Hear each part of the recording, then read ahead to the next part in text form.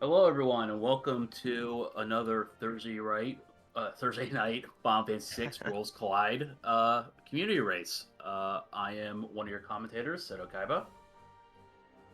And I'm Hashmalum. Yeah, and again, welcome. Thank you for coming. We have a interesting flag set today. Uh, Another kind of experiment with our objective system, but this one focused on dragons. Yeah, this will be a really interesting race with a lot of objectives. A bit much for everybody to keep track of, but it'll be a fun race. Lots.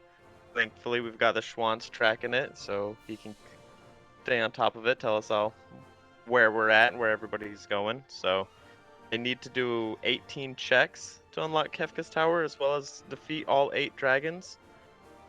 But adding up those checks, I mean, they've got 2 starting characters. They'll only need a few more characters in Magicite, so that really won't be the bulk of the race. That's right, and and to remind our viewers that dead checks also count as checks as with this objective system, so slightly different than normal. Hence why it's all the way up at 18. Right, so that should go pretty quick, especially counting the dead checks. The fun aspect of this race is that as you kill dragons, they will raise their first off, they aren't scaled, so they will be really strong, and then as you defeat them, they'll get more levels and hit even harder. So it'll be fun to see how our racers compensate for those extra levels the dragons will be getting. Yeah, you have to think that would impact a lot of their routing.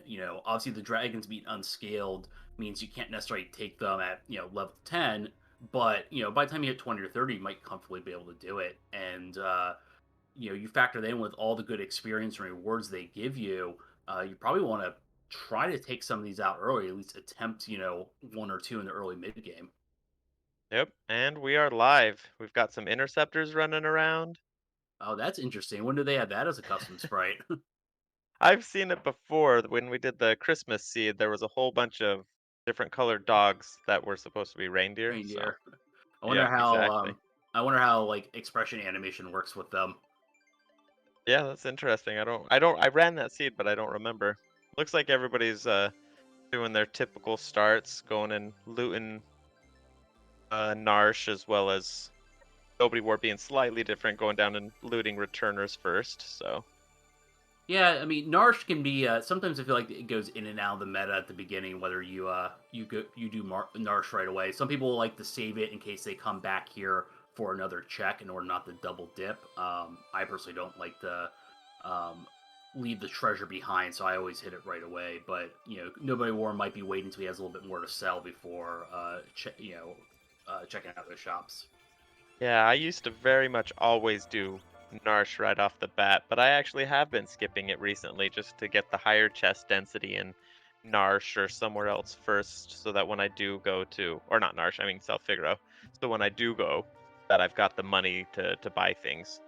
Narsha often has, just like any other shop, has a pretty good chance of having some really good stuff, and you don't want to have to go back and forth between the same town multiple times, like you said.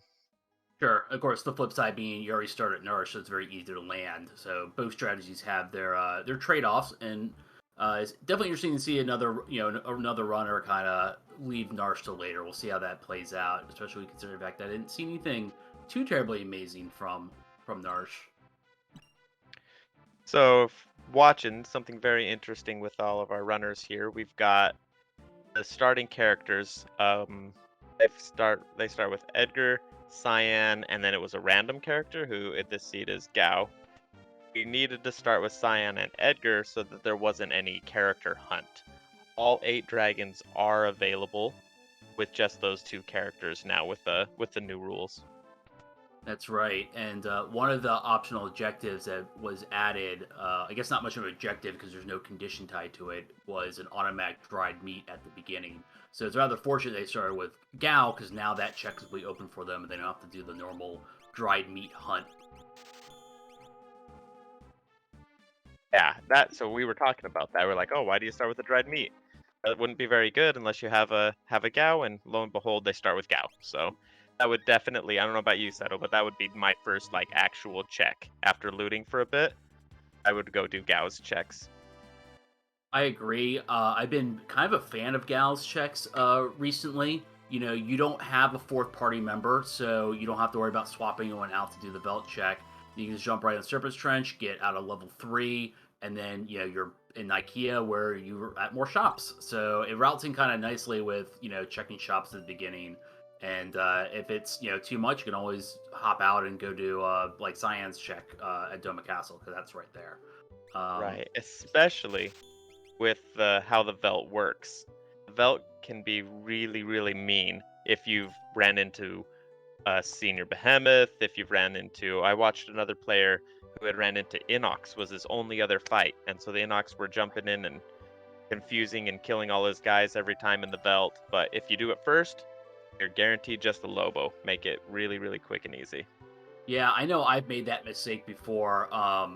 You know, I Oh, see, now I'm cutting you off, sorry, but we see on Nobody's War, he just ran into some level magics, which is a terrible fight, and now those will be on the Velt for him.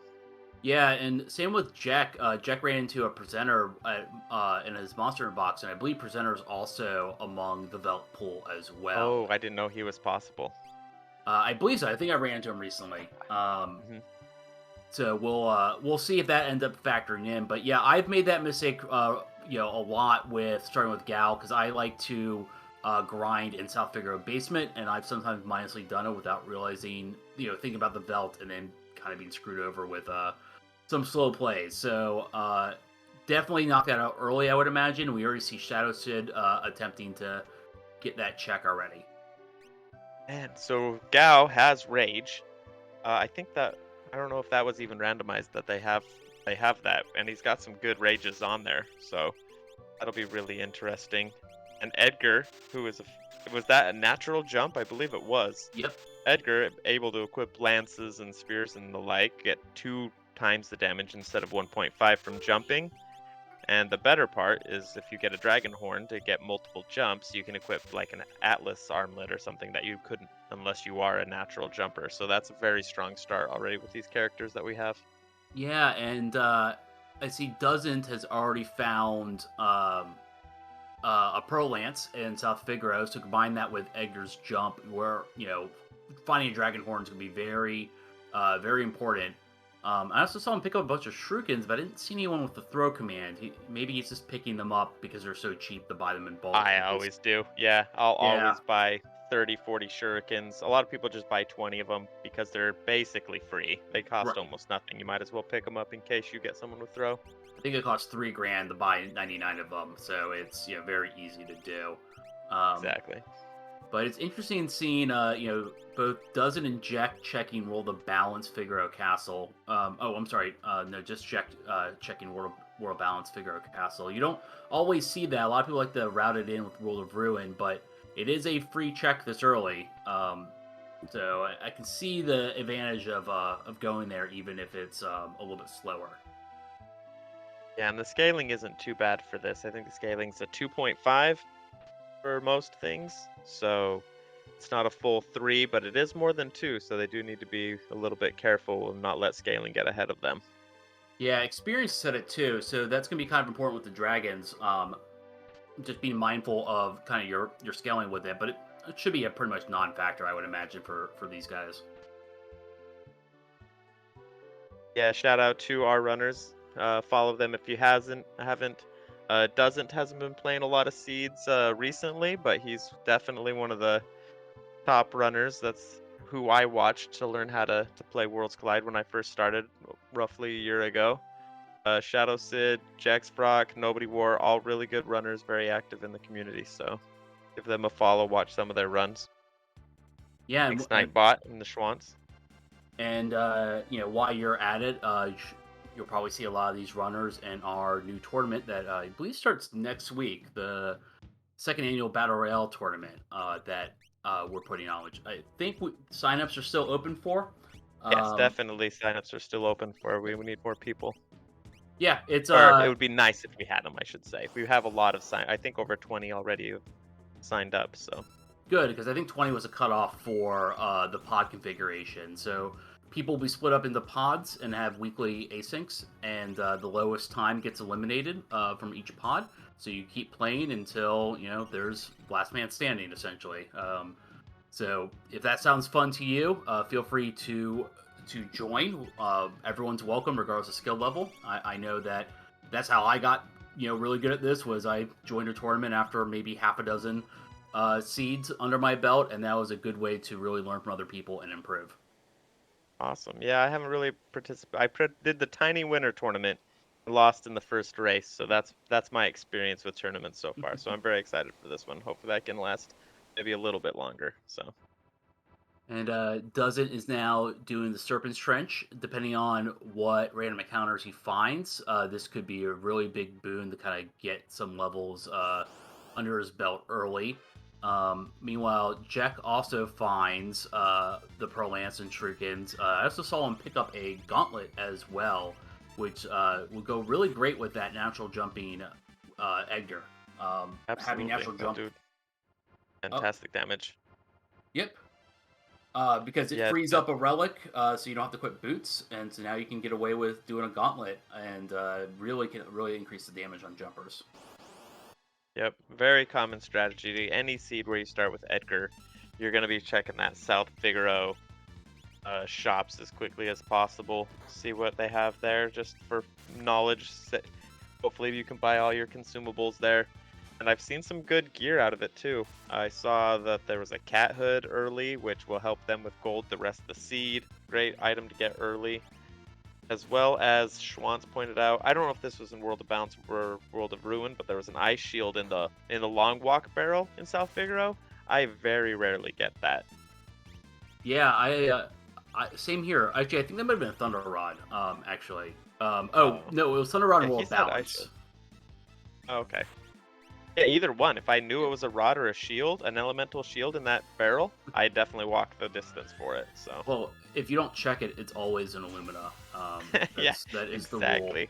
Well, then I've passed on a lot of Illumina. So, One interesting thing I noticed is when Dozen brought up his rage menu, I didn't see all the rages, but I did see the Doom Dragon rage, which is very unique because Doom Dragon will cast freeze, the same effect that happens with Ice Dragon and Tier Two, where it can freeze your party members, except for in Final Fantasy VI, no enemy is immune to it. So by using that, he can shut down any enemy in the game, including bosses. All of our runners have that. So if they recognize that, it can be a very strong way to neutralize a lot of bosses.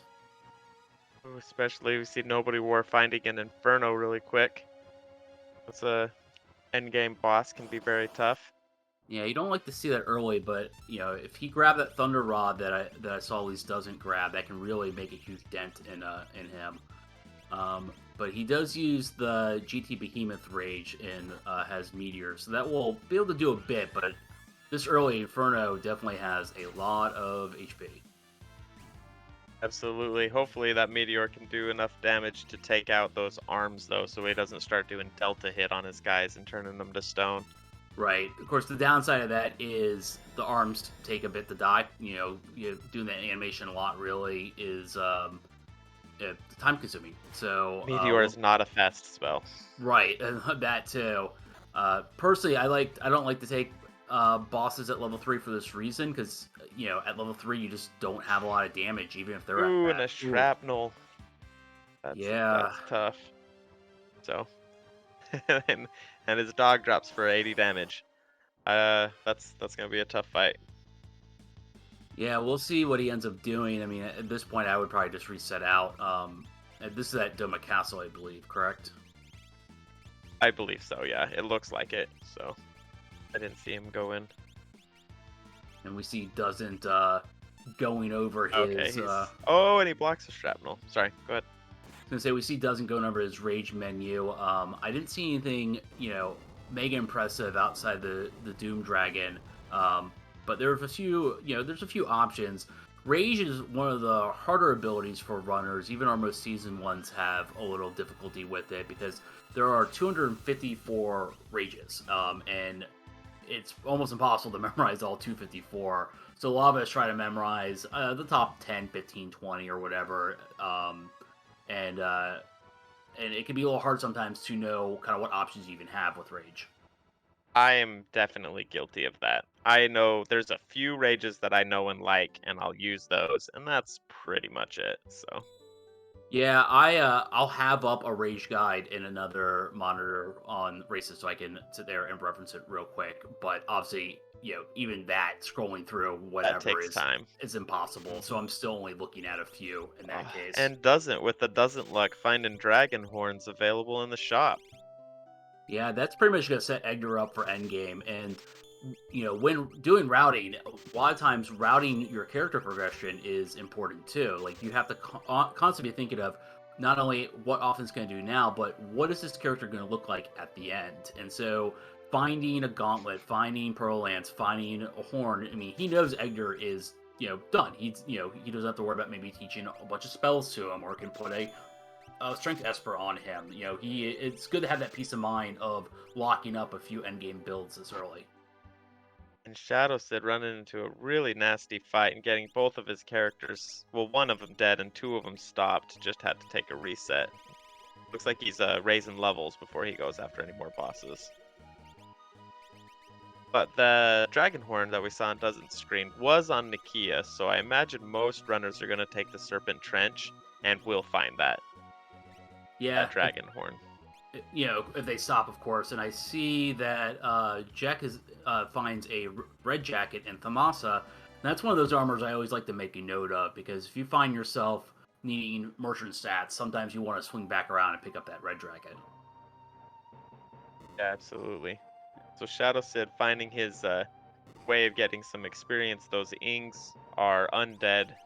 Quick Revivify drops them and gives a pretty decent amount of experience. So Yeah, that's always one of my go-to buys early is pick up a few revivifies. I think it's like 20% of enemies, it feels like, are undead. So it can be a very easy way to kill some mobs quickly, especially ones that are a little more powerful. it's what you do in every seed where enemies are plus 99 levels or something ridiculous. You just go find the undead that you can kill with a Revivify and get ridiculous amounts of experience. So if And you ever find yourself in that position. Doesn't is now fighting Inferno. He already broke his Thunder Rod to do about 1,300 damage to the body. But definitely this guy is hitting hard. We'll see, even with his options, if he's able to pull out a win here. Throw down an Ice Rod as well for a massive 600 damage. However, Dog jumping with that Pearl Lance, that didn't do as much damage as I was expecting. Yeah, I mean, Inferno has a lot of HP, and he's already grabbed one check. So on top of that, he's already gone up, what, 2.5 levels? Um, Hmm. yeah, I would definitely try to come back if once I have more breakables or a few more levels, just because he is deceptively hard early on. Yep, and doesn't take in a reset too, so pretty similar seed for everybody. Not terribly linear, but people doing a lot of the same checks early, so Shadow Sid with a more different strategy, still farming up there by the pool where he can get his hit points and magic points back. Likes those ings he's fighting, so Yeah, that point trying to get ahead of scaling could be a good strategy. He's at 10 already.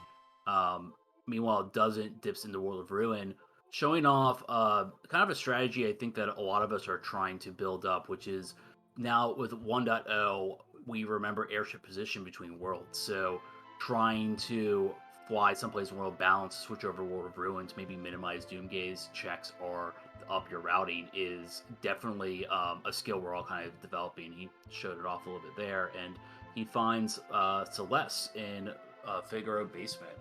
So yeah, Celeste's a potentially, great character to find. Great stats and can equip most of the best gear in the game.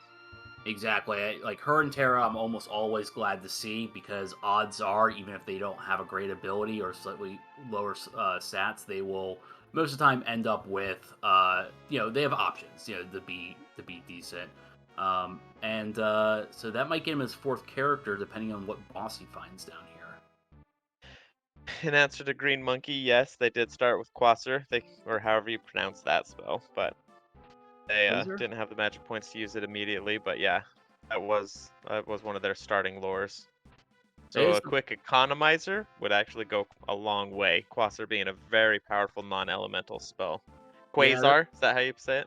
I thought it was Quasar because All isn't right, that we'll like say a Quasar. star? That's fine. Um, yeah, and that's one of the problems with lore is that there's a few good ones, but if you start with them, a lot of times it takes a while to even get enough MP to cast it once, much less more than once.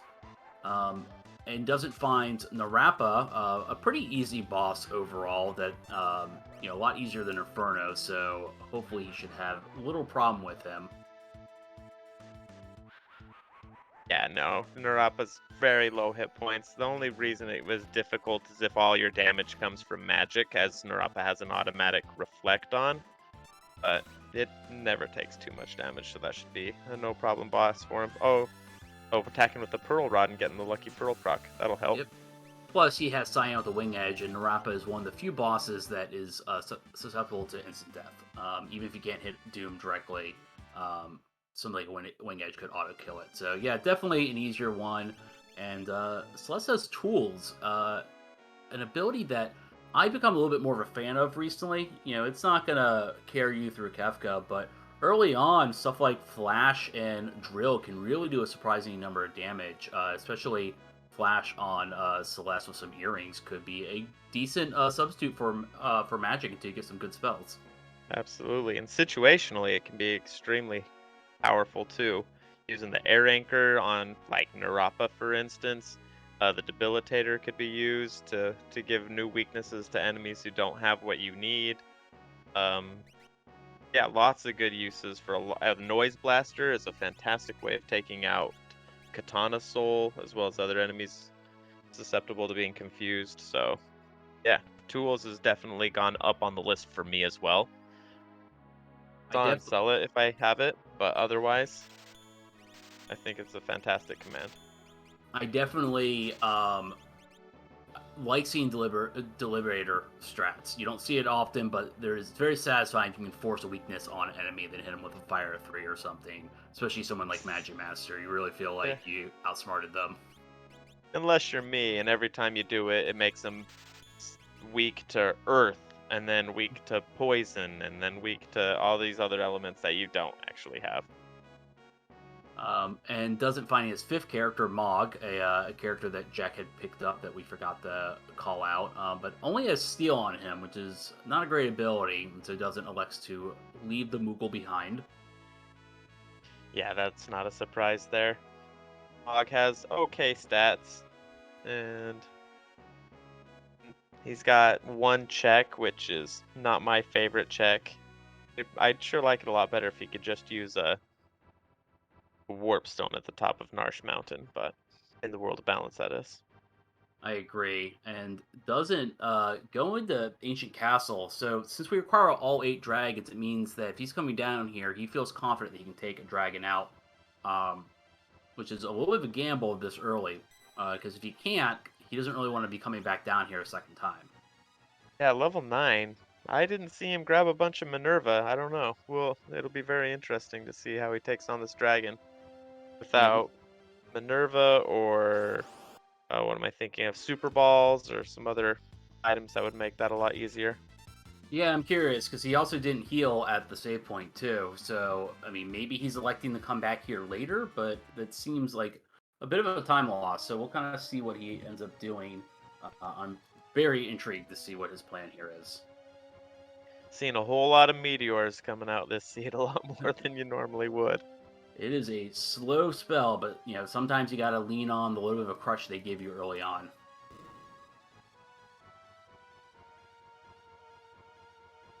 Font says you can't warp out and you need to move that castle, so yeah, that's true. So maybe he's doing it. Oh, and Shadow Sid is the first to take, I think the first to take out Inferno. I think everybody's taking a reset to it. But Y- all his characters are alive. Edgar may have 8 hit points, but he's still alive, so. Yep, and meanwhile doesn't find another Magicite, but not much to note on there outside of an HP plus 30, and Shadowsid Okay, so he gets does skip Kieran. the dragon. He will Yeah, come back for that. That makes sense. It's not the worst Turn with routing. Fire 3 on Shadow Sids. That'll be very helpful. Yeah, if you're concerned that you're gonna find, if you're concerned you're gonna, there might be something blocking your progress down Ancient Castle, and you're already moving the castle anyway. It's not the worst move to do, but I'm sure he doesn't feel great having to come back down here a second time. No, definitely no. On my conversations with Doesn't, every precious second matters, so I'm sure he Exactly. took that into consideration.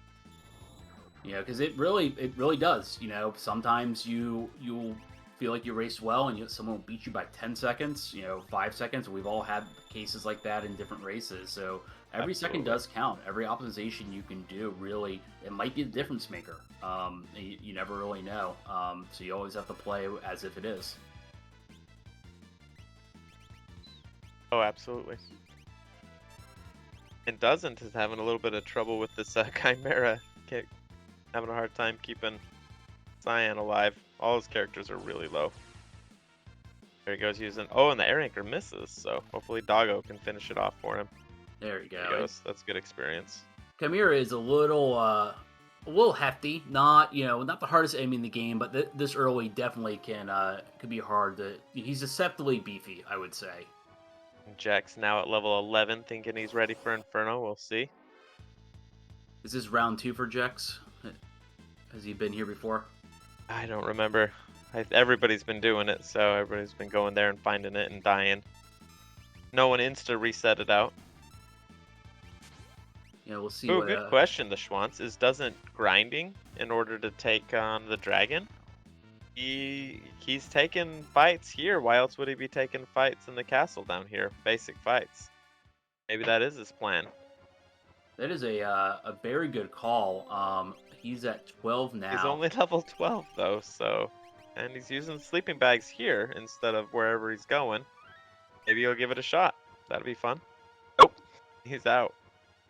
Yeah, it's definitely interesting. He could be grinding. Seeing what's kind of there. This retainer Dark Force is definitely a hard fight. Will give plenty Yeah. of experience. And while it seems like it's slower, getting a dragon under your belt this early at a low level could really sit here and and really swing the experience your way and rubber band for you. And that might be what he's accounting for. That if he can kill one early, then the entire rest of the game might be a cakewalk. This is also a very good rage, as the Schwantz is pointing out in the chat, so... That's true too. With Worlds Collide, you don't have to go to the Velt and Leap for rages. You get rages based off of just whatever you kill. So as long as you find them in a random battle and beat them, you'll get rages. So there's definitely a lot of advantages here. And Retainer actually is a pretty good rage. I have my rage guide up in another window right now. And it's basically Leo's Shock is essentially what Retainer is. So that's a really big one to get early. Oh, that Pearl Wind, though, was not helpful. Jax is still doing a good job against Inferno, though. He's staying alive, keeping his people up. The Pearl Wind wasn't great, but it does give you an insight how much HP they have, though, right? It healed for 900, so you know that he has 1800, and that gives you an idea of how much damage you need to do and what to concentrate on. So it is a blessing and a curse. And with lures, though, seeing that Pearl Wind come out means if he does finish this fight, he'll also have Pearl Wind, which is a fantastic lure. That's true. Lures can be very hit or miss because there's not that many in the game. But Pearl Wind, if you can get it, is definitely one of the better ones. Some of the best healing. But unfortunately can't pull it off. That was a very unfortunate Muddle 3, affecting 3 of his 4 characters. That was awful. Yeah, with Dark Force, you never know because I believe he has like 80% of the lures in his pool. So you never know what he's going to pull out because he can cast any of them. Meanwhile, Nobody War going to Cyan's Dream, another great series of checks. Oh yes, I always say this, but they're my favorite checks. 3 very quick checks. So as long as you remember now to go grab two of the Stooges and not just one. Yeah, exactly. The only risk being that it is a one-way door, so you have to make sure that you save in a separate file, or you feel very confident taking out a boss, because you don't want to be stuck in there and have to grind while in there in order to get by the boss. It's something you're not prepared for. Or run into a Magi Master, not have any non-elemental damage at all, which we know all our runners do. They started with Quasar as well as well, I think that might be it. Oh, Rages. The Rages probably have something. So Yeah, but even still, Magic Master would have a lot of HP, so I would hope they don't run into that early. But yeah, guaranteed character Esper plus 2 other checks, all for 2 bosses, and something and very quick. And Jack is also doing that as well. and Ooh, doesn't and taking on his retainers again. Hopefully he gets a little bit luckier with this roulette. Oh, he does not get luckier with this roulette. no, but he did get So lucky with the air anchor taking out the Dark Force. That really helps a lot because he's not going to be hit by the level 3 Muddle or Whirlwind or anything like that. Just got to heal Cyan back up and keep grinding at it.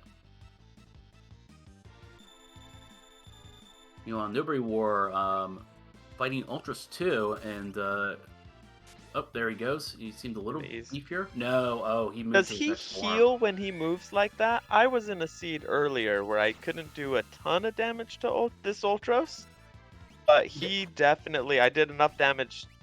Okay, yeah, so the Schwann says he does. No, So so you have to do enough damage to him to kill him before he does that, or he'll just keep moving. Yeah, so he doesn't actually heal. It's like Ifrit and Shiva. He is technically a different monster each time he moves to a different place. So when he eventually moves back to the middle, he'll have whatever HP he had when you fought him in the middle and everything. So it's not quite healing, but yes, he's resetting his HP each time he moves to a different area. So you definitely want to kill him quick. And with this muddle, it's not quite looking good. No, it's not. Ultras is definitely being tough. He's really being mean here. Yeah, hopefully that meteor takes him out, or else he might be in trouble. Well, he doesn't have much choices here. Gal's already raging, and 2 people muddled. Luckily, looks like Cyan got out, but he's now imped. So this is definitely going to be a little hard to recover from. You should be able to at least smack Edgar, so get him out of that muddle state. Yeah. That's at least what I would do. Yeah. Psychedelic octopi. Yeah, seriously. You don't see, long Ultras 2 fights, but he is actually kind of scary. As you can see, if you don't have enough offense, the status effects, and the pseudo healing really can cause it to be a rough fight. Oh yeah, I've taken a reset on him after fighting him for 15 or so minutes as he kept moving around, and I had to keep attacking his new form. It can be a very, very punishing fight if you don't have the damage for it. Yeah. Meanwhile, looks like Shadow Sid is going up to Mog. Wonder if he'll be taking the Kefka at Narsh check. It might depend on what he finds up here. So it's cool seeing some divergence with our runners. Doesn't employing a much different strategy than everyone else. 2 people in Zion's Dream, and we get to see the top of Narsh World of Balance. So really kind of going everywhere, which makes this very exciting from a routing perspective. Yeah, there's too many seeds I've played that the Kefka Narsh has been a check that I've avoided for too long. So having Mog, going and getting Mog's check and being able to do Kefka's at Narsh makes Mog check pretty valuable as long as you can remember to do Lone Wolf, unlike me. So I like seeing Shadow Sid running and doing this. It's even though it's up, you have to walk up and down the mountain, you are getting 2 checks out of it and can be very, very worth it. Yeah, and while there's no progression tied behind this, as we see that both our characters, the magic that you get, whether it has a stat boost or a good spell, could potentially swing it in his favor. Especially because we're seeing that offense is a little hard for most of our runners. Outside of jumping and some unreliable rages, no one really has anything that would take them all the way to the end yet. So you really want to maximize your chances here. And he does pick up a Cure 3 and an Osmos on that Odin, which is, very reliable. Very good spells. Mm-hmm. Yeah. Almost very underrated in my opinion. Normally doesn't come up, but during Final Kefka, if you're very magic heavy, it is a very good spell to be able to fall back on. Absolutely. Otherwise, you're using what, elixirs and mega elixirs to get your magic points back. So, on a seed with Merton strats or X magic, Osmos is always a godsend. So, Yeah, I've had many a seed with being very magic heavy, and I've just run out of MP at the end, or I've gotten very little. So it's good to eliminate that. Meanwhile, Jex finds at the end of Cyan's Dream a Thunder Armor, one of the easiest bosses in the tunnel, game, yeah. and doesn't takes on a dragon. We have our first dragon, it being Oof, the Gold Dragon. Um, One of the that is harder his ones, I plan. think. But you can berserk it. Does Sourmouth do berserk? Uh, 'Cause if so, he'll just cheese the dragon and he won't be that tough. I mean, it is a it's a Kefka Tower dragon, so you'd think he'd be really tough. But I mean, even if you don't berserk him, he often will just cast Bolt 1, which is not that big a deal. So, that okay, that is didn't work. The Sourmouth obviously didn't, as he just cast Bolt. So, or it didn't take effect. But because yeah, I Sourmouth don't. does random status effects, right? It doesn't always do them. I don't know how it works in here. I know how Bad Breath works in other Final Fantasies, but I don't. I've not used Sour Mouth too often because it doesn't come up very often. But you do bring up a good point in that some dragons have status weaknesses, something you don't see a lot with bosses. And Gold Dragon can be poisoned in Berserk, as an example. Um, and that's doesn't show some deep knowledge. I remember him and I practicing that a lot last spring during a tournament where dragons were unscaled and were requirements, and that really can help them take them down easy. And the other thing that this flag set has is multi summons on. So if our runners find Ragnarok, I believe Ragnarok has a 25% 1/8, or 1/8 chance. yeah, Hmm. to turn them into an item, I've which seen that before too. Yeah. yeah, which really can be an easy way to kill dragons if you find one early. So hopefully our runners are keeping that in mind. I believe someone mentioned in the race room beforehand, but I don't remember completely. Also, there doesn't show in his knowledge of rages, being able to throw out the big guard on his characters, but now it looks like that's all Gao's going to be doing for a while, so an interesting move for sure. All four of our runners are all fighting 4 different bosses right now. Oh, Jex was fighting the Pearl Dragon, and Pearl Dragon is one of the easier dragons, really low hit points, but just jumps out at you. He'll start the fight casting Pearl 3 times and potentially killing 3 of your characters, so Yeah, but if you can get by that, he ends up being pretty easy because half the time absolutely. he uses the spell and he can be muted. So if you learn mute, he basically becomes a trivial boss at that point. And Um, Shadow said finding Golem is his reward of an awesome Magicite for sure. Yeah, after a Penumbra, who is not an easy boss, he has some of the highest HP in the game, but he manages to make short work of it, and he gets our first reward. We have some rewards that kick in with certain numbers of checks that you complete, and that is 8 random spells that he got. Oh, doesn't. One character left. He looks to be in trouble. So, nobody 19 war HP. goodness. Jack's going to the Colosseum, finding an ice shield for Mirasami. A very fantastic trade there, I would say. See what else he can find here. Yeah, especially if you're going for like merchant stats or something. Like if I have merchant, I try to head to the Coliseum and check things out because there's plenty of items that can give you fire immunity or absorption. So you want to, you never know what you're gonna find. But he is gambling on some unknowns on the reward menu. Picks up an elixir for not a lot of not a big time sink or anything, but you definitely don't want to be just experimenting randomly at the Coliseum. Oh man, so the sour mouth on the gold dragon must have been for the poison damage. That poison damage, like noted on the chat, is getting pretty ridiculous. The last poison proc just hit gold dragon for 3,700 damage. So Yes, he may take out this dragon yet. He had Cyan down to something like 18 hit points at one point. but not if. There Oh was man, another 4,000 damage, but it's definitely going to be close. yeah, and that's poor timing with the multi-hit bolt too. Doesn't was obviously hoping to revive people and heal a bunch of people at once with it. At this point, you guys kind of hope that you can survive. That you can Long just enough wait for out. that poison damage. Yep. Yeah. I mean, that's a non-trivial amount of poison damage, and if he attempts this fight again, I think he has options just to cast poison that he might be looking into to get that out early, because it is. Um, Yeah, I was he's shocked just how much making damage sure it was doing. Cyan lives. I think that's the right call, using that elixir. So, Up and and there it poison is, does it. that dragon. Shadow Sid now following suit, doing Cyan's Dream, which we know is a fantastic couple of checks to get him what he needs. The answer in chat. So Gold Dragon can be poisoned, but he does not have a poison weakness, at least according to the chart I'm looking at. So He there's only a did on that fight because Debilitator. yes. So he was able to give him a weakness. Now I wonder if you're already poisoned and then you get a weakness set to poison, like that still works, right? Like it doesn't have to be when the poison spell is I cast. think each time it procs, it's doing the damage. So if the weakness when the weakness is there, it would apply. But don't quote me on that.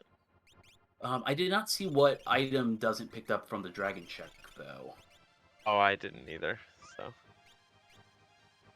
Unfortunately, with only Cyan alive, the experience was not spread out across the entire party, which I'm sure he's kicked himself slightly over. But, you know, oh, he he definitely tried to keep everybody alive. right. But at some point, you just gotta say, "I killed a dragon. I needed to do that. Let's move Okay, so on." in the chat they say it was a dragon horn, which is a fantastic item. We've seen dragoon boots for sale. So That's right. kill a You can, dragon, get a horn, makes sense. and you have a supply of pearl lances to buy as well. And I believe Doesn't has a second pearl lance because he bought one and then found one. So if someone else can equip it, you could have two dragoons going. And one of the espers was a speed +2, and I believe that was the one at Durla Castle, which I know doesn't have yet, and another one is strength +2, both of which are good stat bonuses to give to any potential dragoons. So we have setups to allow some pretty good jumping late game if our runners invest in it.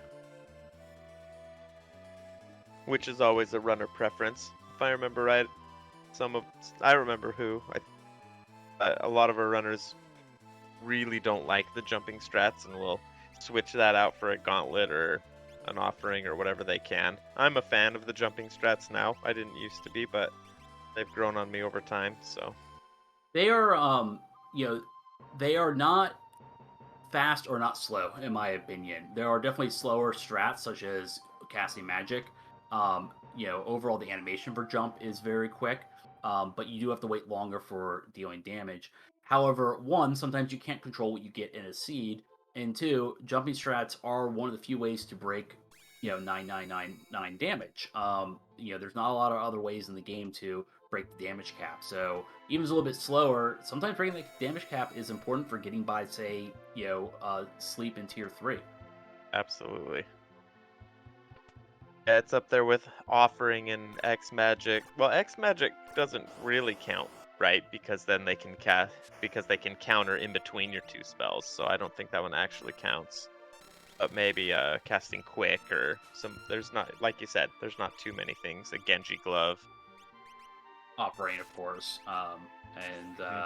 Yeah, there's not too many. And that's about it. Yeah. And we see Jack now going to Ancient Castle, so it looks like Jack will be attempting the dragon down here. He's got higher level, so maybe he'll be more prepared. We'll see. Yeah, and obviously the Pearl Dragon didn't quite go his way, but luckily the Pearl Dragon's easy to get back to. Whereas Nobody War is doing the basement and will be getting his fourth character. And Sid is at the end of the dream with Doesn't at the middle of it right now. So we're seeing our runners starting to cover ground that other runners have already gone. And it's cool to kind of see a lot of these routes, come back together. In the chat, they're mentioning some other things that can do it. Obviously, weapon procs like Lumina and Rag can break the quad nines that we didn't mention. Drew mentions quick. I did mention quick. And Dusk throwing out Quadra Slice, which obviously can as well, which is one I neglected to remember. So Yeah, and all of them have their pros and cons. Quadra Slice, of course, has the speed problem of charging. Same with Quick. Quick can definitely can break the damage cap, but it's shockingly not quick to do so. But definitely a good strategy. Sometimes that can matter for tier 3 or Magic Master. Using something like Quick, even if slower, is a lot safer. Um, and there's definitely plenty of ways to break the damage cap, but they're not always all available. And I feel like the jumping with Dragonhorn is a pretty reliable way to quickly break damage. And nobody were taking a long look at that Mog before just deciding, not worth it. I mean, we Ooh, do have Jax doesn't start the fight fantastically. Let's see how it goes. with Mog, he can equip spears, and we found a source of pearl rods. Of course, we know there's more than one horn readily available, and his stats are pretty good, even if Seal is not a great ability. So I can understand why you might hesitate and think about taking him. He did have 40 magic power. That's a lot more than vanilla. So, I mean, Yep, that's more magic power than Celeste or Terra vanilla. exactly. Both him and Shadow and Gal all have pretty good overall stats, like shockingly high magic power. And so especially in a seed I where think all of them have stronger magic power than Strago, which everybody, when you think of Strago, you think of a magic user, but he actually doesn't even have a good magic power stat. No, he is one of the worst. Um, Absolutely. so yeah, be curious. I think with Jack and Sid, they took Mog a lot earlier than Doesn't and Nobody War. Since they were their fourth character, and for Doesn't Nobody War, Mog was their fifth. So it'll be interesting to see how that kind of factors into our runners, because I feel like that might be that really might change up a lot of endgame builds a lot. Were they limited on checks, which is why they're doing the Edgar checks so early? They didn't have the characters when they started Edgar checks, and then they got both Celeste and Mog while doing them. I feel like everyone's trying this Gold Dragon maybe a little sooner than I would have. Yeah, I mean your checks are a little more limited or not as great, right? The Celeste Magic Tech is while it gives you Espers, you don't want to go all the way Magic Tech 3 for a character, right? Um, Whereas Edgar has 3 checks of all which could be characters. So it really can open up Mhm. progression if you do it early. And if you leave it off, you might be a lot more shoehorned into checks you don't like or that are slower, like Opera House. So I'm sure they would rather not do it this early, but they might feel like they might I not have much think of a they were choice. limited. Yep. Yeah. And Again, Shadow with his alternate strats. He does a good job at that. He's his first dragon he's gonna attempt here is the World of Ruin Zozo. So let's see what he finds. Blue dragon. Not very often a good dragon to find, unless you're playing imp strats. Or at least yeah, have a thunder shield on you. Ooh, yeah, because that damage was pretty intense. yeah. I Green mean, Monkey asking what the recs are. So it's 18 checks, which count characters, espers, dead checks, and dragons. So it's really not about checks, but they do have to have all 8 dragons, which are not scaled and raise in level as you kill dragons. So sorry, Seto, I cut you off again. oh no, it's good to reiterate what our requirements are because not everyone tuned in at the very beginning. Um, we did see Dozen and Nobody War both go to South Figaro and grab a Palador Esper from Celeste's free check there. Not sure what's on it yet. And the kind of recap doesn't finished up Doma Castle and got his Kiernan, whereas Shadow Sid gets a free check in Mount Zozo, and I'm going to assume we're going to see him go up against the dragon in a second. Yes, Laser Bean. Tortoise Shield is one of the best quick in battle even you can switch and put that on for your water protection. So hopefully if you have one of those, but pretty much any of I think Imp Armor does the same maybe? Or otherwise Tortoise Shield's the only one that I know of that would help with that. And as Seto, as you mentioned, finding that Palador in a seed like this, where they haven't found great magic and they're relying on jumping, the Palador is a fantastic magicite to find because it's with the multi-summon on, you can keep casting that. Your guys jump up into safety. They land, and if you had already prepped an ability, as soon as they land, or prepped a command, as soon as they land, they'll do it again. So I love having Palador in a jumping seed. Yeah, I feel like multi-summon is something that we don't see too often with our races, or people forget, and you can really pull out some interesting strategies. As we're seeing with Jack right now, multi-summoning that Bahamut, a very, very good Esper when it comes to straight damage, Yeah. and doing some work on this Gold Dragon as he takes another crack at it.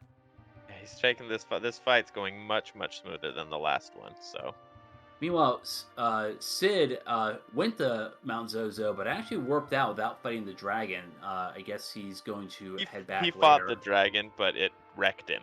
It was the Oh, blue dragon. So he right. went and got the reward, and then yeah, he noped out. Yeah, Decided to go back to that one. it's something that I definitely want to pick our runners' brains with in the post interviews because routing in the fights on scaled dragons is difficult. And we watched doesn't take probably close to 10 minutes of grinding to make sure you can get one, and the rest of our runners are trying to tiptoe around it. And we're seeing, Jack, struggling a little bit trying to take out one, and Sid having to nope out. It definitely screws with your routing a lot to make sure that you're powerful enough you feel comfortable with any of the 8 dragons that might come up.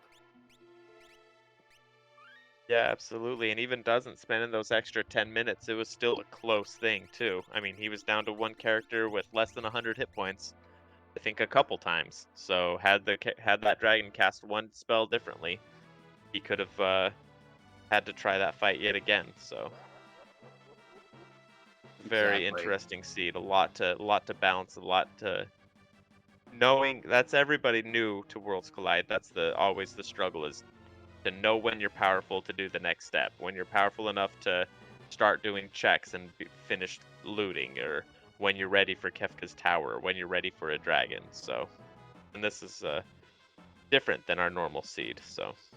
And I think we'll see some snowballing pretty quickly as well because we have with a lot of our espers, we have all the level 3 magic available to us. And with dragons, unless something's at a times 1 rate, you can learn any spell by beating one dragon.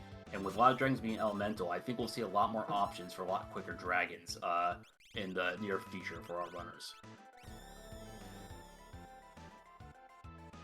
And being point, Hefe ran these flags, not the same seed earlier in the day, or at least a very similar set of flags, or maybe a difference or two.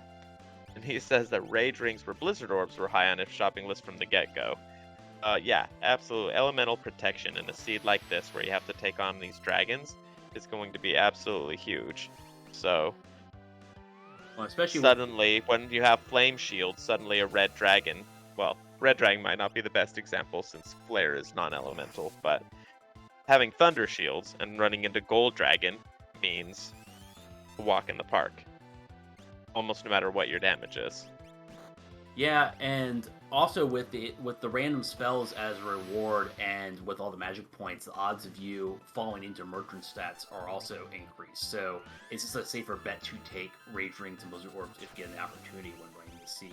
Might not factor in at all, but it also could be a big difference maker. And looks like Jex is in for the grind, just hoping to finish it out. Hail Mary right here. Surprised he didn't cast Osmos with Cyan to keep casting Cure 3, and Life 2, but he gets the win. So Ooh, that's a big win for Jack. Like I said, I think killing a Dragon 2 is really going to snowball you, so you want to get that first one done. Um, Meanwhile, Nobody War looks like he is prepping for the Pearl Dragon or White Dragon at Opera House, taking some fights beforehand and running into Reach Frog, which I believe gives the most gold of any enemy. So, he might I find think himself very Cactuar rich. gives more gold, but it does give a ton. So Yeah, 14,000, and not being that close to Jador, you wonder if Auction House might be something you might consider.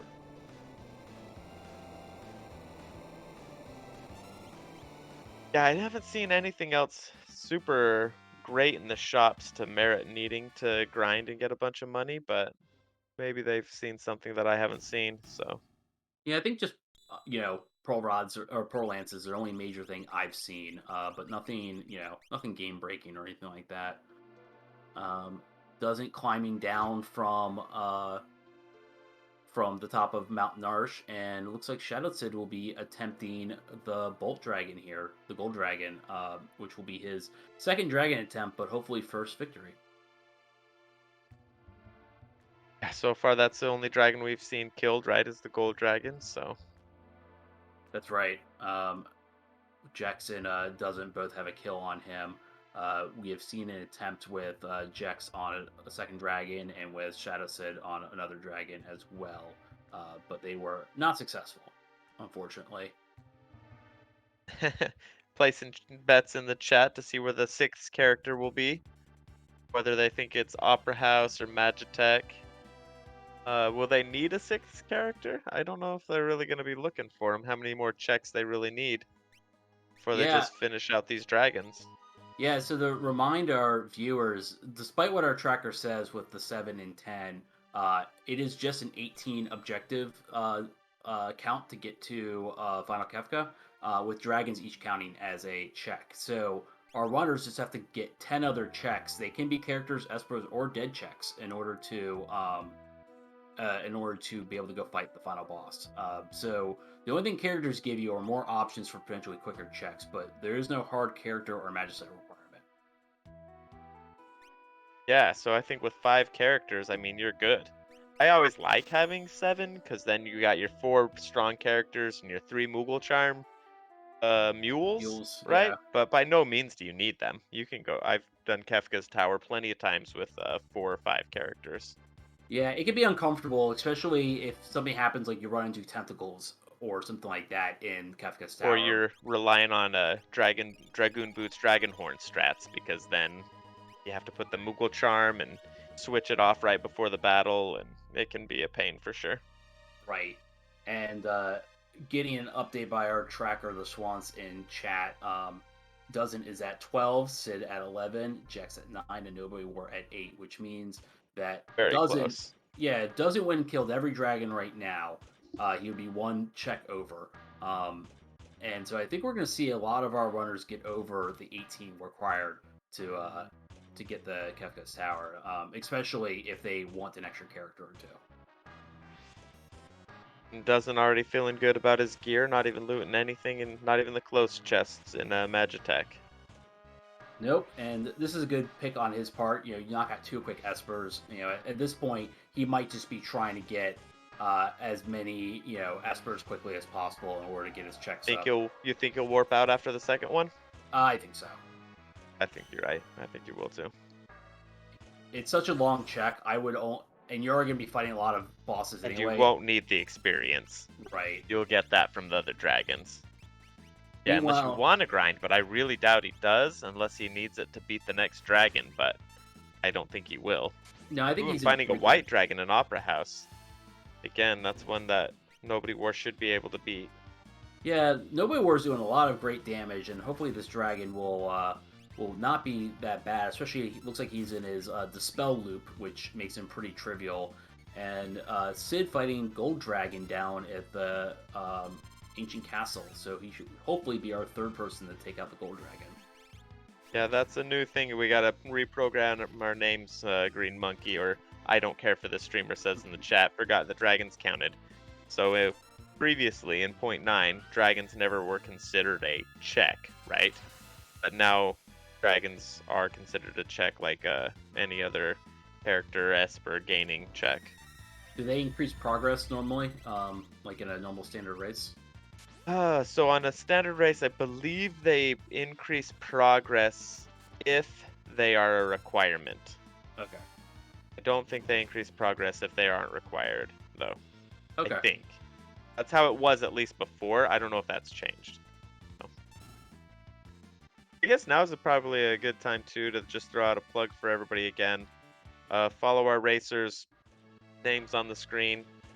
People have been posting that in the chat. Also, follow Brianna doing the restreaming, which is the real work being done tonight, as well as the Schwantz doing the tracking. Me and Seto Kiaba, of course, on the comms. And I want to throw out another plug for our Battle Royale coming up the end of this month.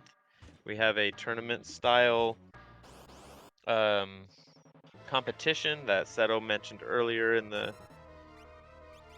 tonight that we need as many people as to participate as possible. It will be broken out into different groups. Those groups will then race, and the slowest from each race, I think, will then be dropped until there's one person left. So it should be a lot of fun, and the more participants we get, the better. So just wanted to throw out another plug for that. El Grim Wolf throws down the information on the chat, so check it out. Yeah, and it should be a lot of fun. And one thing to kind of remember is that, for most participants, it's not a single elimination tournament, right? So, we're not going to lose half our runners after after the first week, which means, you can hopefully maximize the amount of time and fun you have competing. And it's definitely an interesting format in that regard. It's definitely people will stick around a lot longer, which, increases engagement in the tournament. Well, some of you will.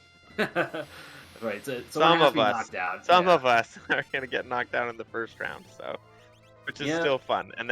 But then you're still more involved and get to follow the other racers and root for the people that beat you to justify your loss, right? My first ever tournament match was against Jack, and I told him beforehand, I'm like, you're gonna beat me because I don't know what I'm doing. And he pointed out, it's like randomizers to randomizers. Any given Sunday, you never know. A wipe to Kefka is a 15-minute loss, right? And that really can bridge the gap between an experienced and non-experienced runner. You just never really know what's gonna happen at any given seed. So never say never. Unless it's Zelfer. No, just kidding, of course. So, and as we all know, the true boss of the game, at least what I was always told by other runners, is the true boss of the game is Doesn't. So, yeah, see if anybody can beat the game tonight. So, why we were giving our plugs, but Shadow Sid and Nobody War got their first dragons, having everyone tied up on that count at least, and Nobody War about to attempt the blue dragon in Mount Zozo. And that really kind of puts them at an advantage, getting to the second one, because I think our runners are all in a position where dragons are a lot more comfortable, even with the increase levels they're getting on each dragon kill. And at this point, I think it's just going to be a blitzkrieg of how quickly you can get through all these checks. I think so. Watching Jex Rock right now fighting that Atma weapon, just doing crazy amounts of damage to it, so I think they have finally broken that wall and have the damage now to steamroll the rest of the seed. Right, as we're seeing with Doesn't also heading towards Mount Zozo, I would not be surprised if we just start seeing a mad rush to the dragons at this point. I believe all of our runners, looking at the count, it looks like all of them are easily within their number of checks they need, once the dragons are factored in. Yeah, it's really interesting. I mean, very different routes, different strategies, but really what this seed is all about is killing those 8 dragons. And right now, all of our racers have killed a single dragon. Right. And, like I said, the routing here is so much different than would be a normal race. You really have to adapt. You have to factor your levels in. You have to factor your comfort with the dragons. You have to factor in the fact that, it changes when you don't have to worry about this difference between characters and espers with your objectives, right? That really changes your routing, because at that point, you're just picking whatever checks are quickest, and regardless of what you think you can get out of it. Yep. And, I think that's something I definitely want to ask our runners about, is how that factored into some of their game plans, how they had to adapt, compared to their standard routes. And Nobody War having the Bolt 3 for that blue dragon, doing plenty of damage. Yeah, and so does Doesn't. So. Yep, and Doesn't and Nobody War are pretty much synced up. I think Nobody War started the fight a few seconds beforehand. Meanwhile, it looks like we're going to see Shadow Sid go to Magic Tech and knock that out. And I'm curious to see what dragons they go for next. I would imagine Opera House would be behind Doesn't's list, but at some point you got to dip into Phoenix Cave, which is probably the longest dragon they have remaining. So Nobody War, really, I felt like struggled more with the early seed, had some bad belt luck and whatnot. And here he is, the first one to get 2 dragons down, and has quite a bit of power. So, and Yeah, the levels, he's already level 38. I think that's quite a bit higher than most. I think everybody else is closer to level 30. So this is turning into a very interesting race. yeah. I mean, a lot of our runners, I think everyone had moments early on where they struggled. Furno was a struggle for a lot of people, including Nobody Where I believe. Um, Hmm. Obviously, Doesn't and Jack both had to take battles to grind against Bolt Dragon, doing that a little bit earlier. And so, it looks like it might just been fortunate on nobody's war part of just things are lining up, a little bit better as he dips into Fanatics Tower. The Fanatics Tower Dragon's probably going to be the most unique here because that's going to negate any jumping strats. You're going to have to go just with magic against this dragon. Um, and it's a good thing they have a wide range of elemental spells. Oh yeah, if they've got Bolt 3s, Ice 3s, I don't think it'll be a problem. Yeah, it just might go a little bit slower. But magic is so plentiful, especially with the cures, the cure threes and the life twos. That um, it's good to save an axe tower for this late. Absolutely, yeah. It's not one you rush to unless you've got some quick berserks or an Umaro or something. So And we were talking about not doing Magic 3, but it looks like Jack is going for it. Seeing what yeah, that is character an Esper's. interesting call. Yeah.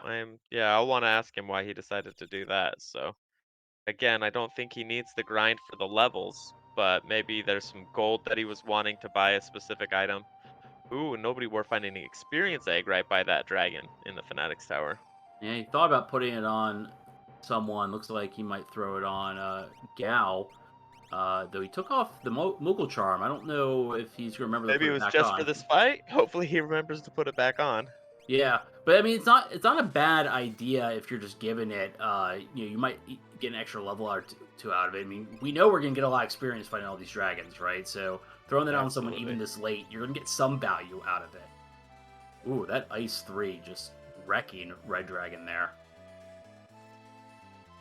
Yeah, even Ice 2 will probably do the same as Bolt 2, so save some magic and cast Ice 2. Yep, He and should have no problem with this dragon. Doesn't going up and fighting the dragon up in Opera House. That one was the white dragon, I believe, so he shouldn't have any problem with that. yeah, one thing to keep in mind with this neck and neck race between Nobody War and Doesn't with the dragons is that Doesn't has done the Ancient Castle dragon and Nobody War hasn't, and that's also another lengthy dragon of having to get to the castle, have the castle move, go to the Ancient Castle, fight it, and then come back out. Whereas the Fanatics Tower is the dragon that Nobody War's done that doesn't has it, and that one's a little bit quicker to get in and out of. Though he does find a Valiant Knife for his troubles, that could potentially be interesting for some endgame builds, especially given how high level his characters are at. Absolutely. In a seed with this, where your characters are already level 40 and you have 5 more dragons to fight, a Valiant Knife is gonna be doing a lot of damage. I haven't seen any. He did forget the Moogle Charm, by the way. I haven't seen any offerings. I haven't seen it. I've seen Jex has, I think, been taking most of the monsters in the box, and he hasn't really found anything for it yet. So No, we haven't seen an offering yet, but with having to kill 8 dragons, it means you're getting 8 top tier item drops. It is not unreasonable to potentially get an offering from one of the remaining dragons too. Um, the other question too is, can anyone in your party equip the Valiant Knife? ooh. Did you just see doesn't actually just cast Pearl on the white dragon? I don't know what I don't know if I hope that's not from a rage. Oh, he's raged and then when he hits, he's equipped with it. He's proccing Pearl. So when he doesn't shock, he'll be healing him for almost as much damage. So hopefully he doesn't get that proc too many Oh times. no, that it becomes a little bit of a dice roll to see. Yep, can you kill me faster than Gal can heal him is the question here. It looks like he Yeah, looking can, at but his it won't. damage, he shouldn't have any problem doing that. So No, but it will slow things down a little bit. But I think the jumping damage is gonna more make up yeah, for that it. finished Yep. it off, no problem. Yeah, and Nobody War is going to Ancient Castle now. So I think we're definitely, at least it looks like it. We're definitely in go mode with at least these 2 runners, and I imagine the others are not going to be too far behind. Another Pearl Lance for doesn't. He's probably sick of those by now. And Might go sell everyone them. get, and you get a Pearl Lance, and you get a Pearl You Lance, get and everyone gets a Pearl Lance. Ooh, Jaxrock finding. Let's see. Oh, that's his fight after Yes. Magitech 3. I was wondering if that was Doomgaze at first, but no, that was just your fight after. And he gets a dancing shadow for his troubles. Opens up a few other checks, but at this point, I wonder the value behind those checks as well. Yeah, he definitely has the levels and the spells. He's ready to go after those dragons now, for sure. Yeah, and doesn't doing Phoenix Cave. Looks like you forgot to put a Moogle Charm on Mog, and nobody wore. Luckily, he didn't just die. I've done that before, where I forgot, and you run into a character that just like zombifies you, annihilated, and then you've got to go back into the stinking cave. So Yeah, you just I can't would definitely count run in myself time. lucky right now if I was doesn't that I got out of that fight without a problem. Right, whereas Nobody War is doing World of Balance Narsh to do his Mog and Kefka check, which I think is That curious. is interesting. I don't. Maybe I wonder how many of our runners know that dragons count as checks.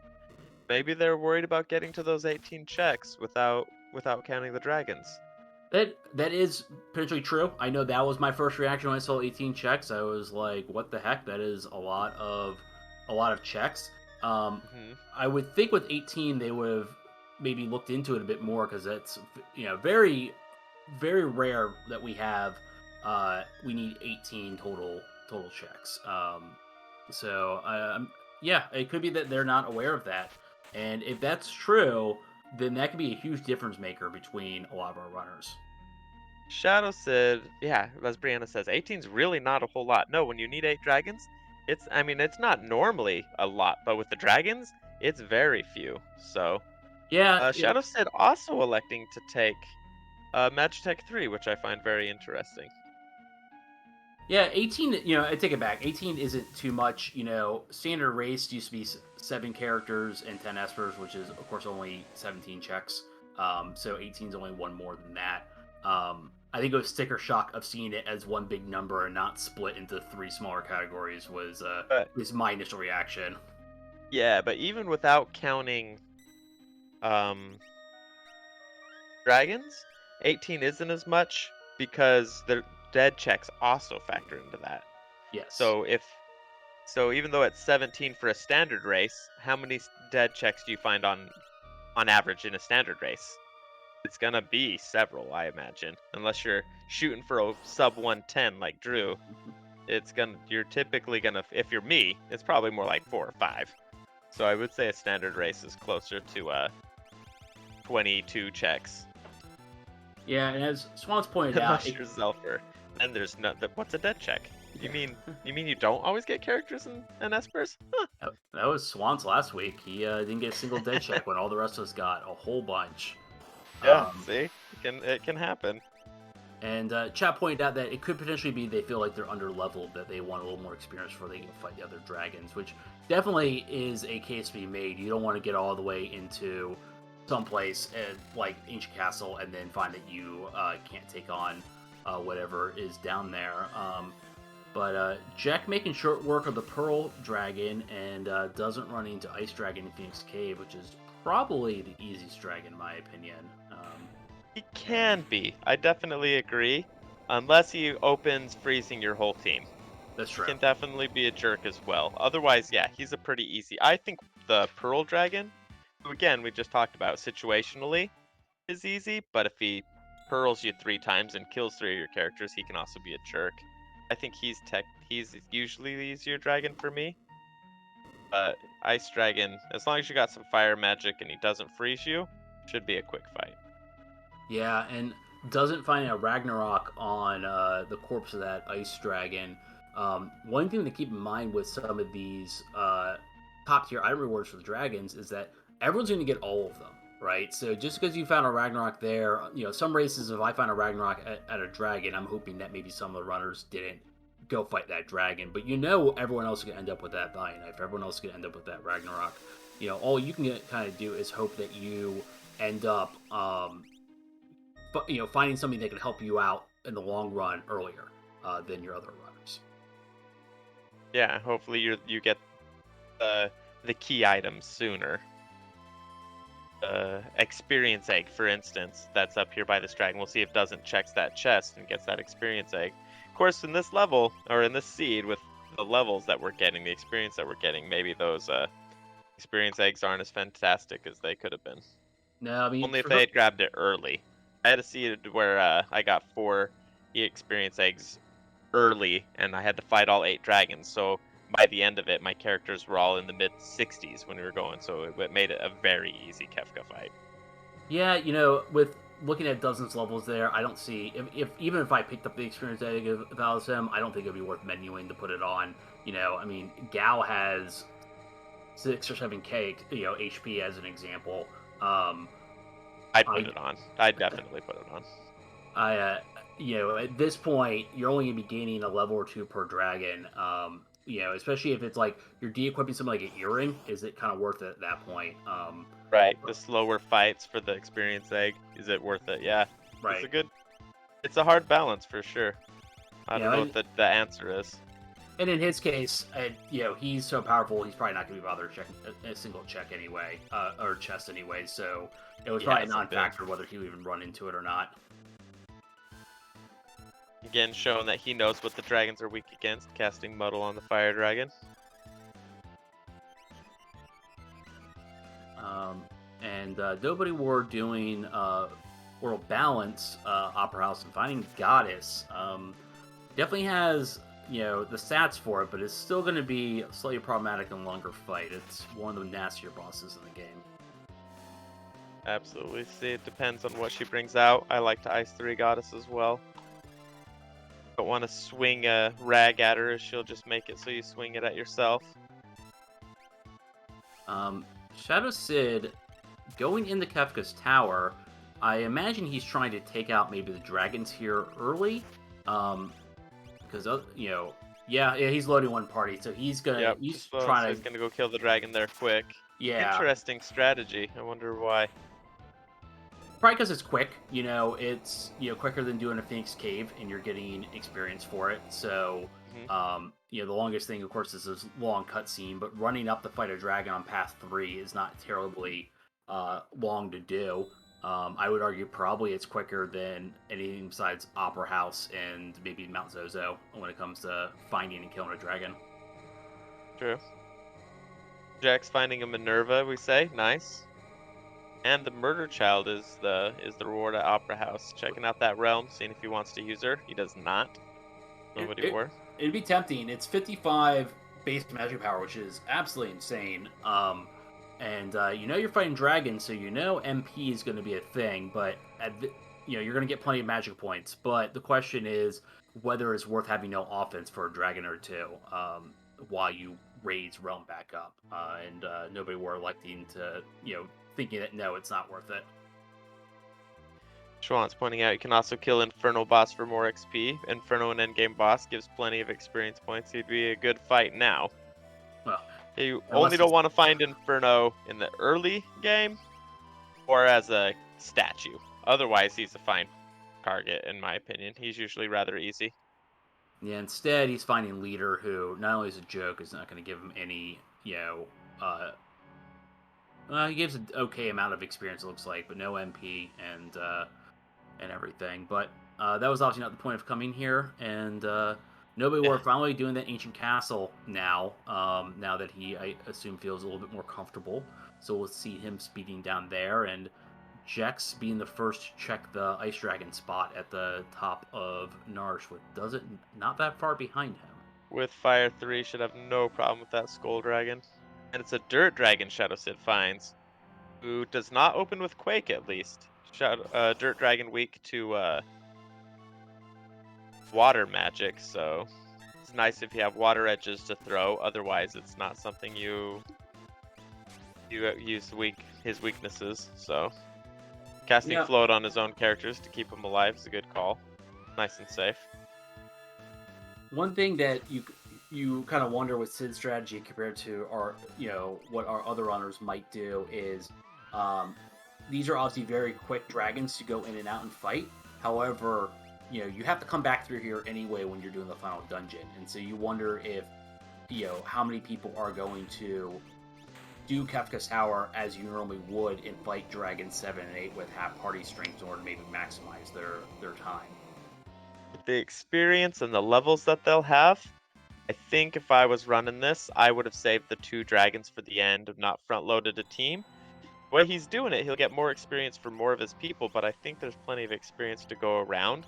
And by the time you're going to Kefka, you should be strong enough that your team could easily handle a dragon, I would think. So it's definitely, I don't know which strat's better. I just what my gut instinct would tell me to do. Yeah, I agree, but like I said earlier, routing is a lot different than it would normally be for a lot of our runners. It's definitely you have to both be creative and think about things differently. And you know, I know I would screw it up personally. Um, Meanwhile, it looks like Doesn't is in go He's mode. there. He's going to Kefka's Tower. Yep, and he is electing to fight them all with half strength. Looks like he's putting just jumping Edgar in a party to fight a dragon. But when you have 5 characters, you kind of only You have to do that with one of your groups. right. You kind of have to. Yeah, I mean, you do what you can, with what you have. And Sid killing a dragon, finding dragon number 3, and nobody were getting dragon number 4. So him and Jack are rather neck and neck at this point. But both of them still have their Phoenix Cave dragon ahead of them.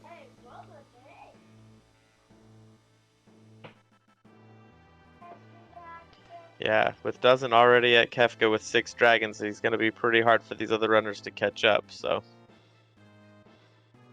That's true, but like I said, you never really know how Final Kefka goes, and everything.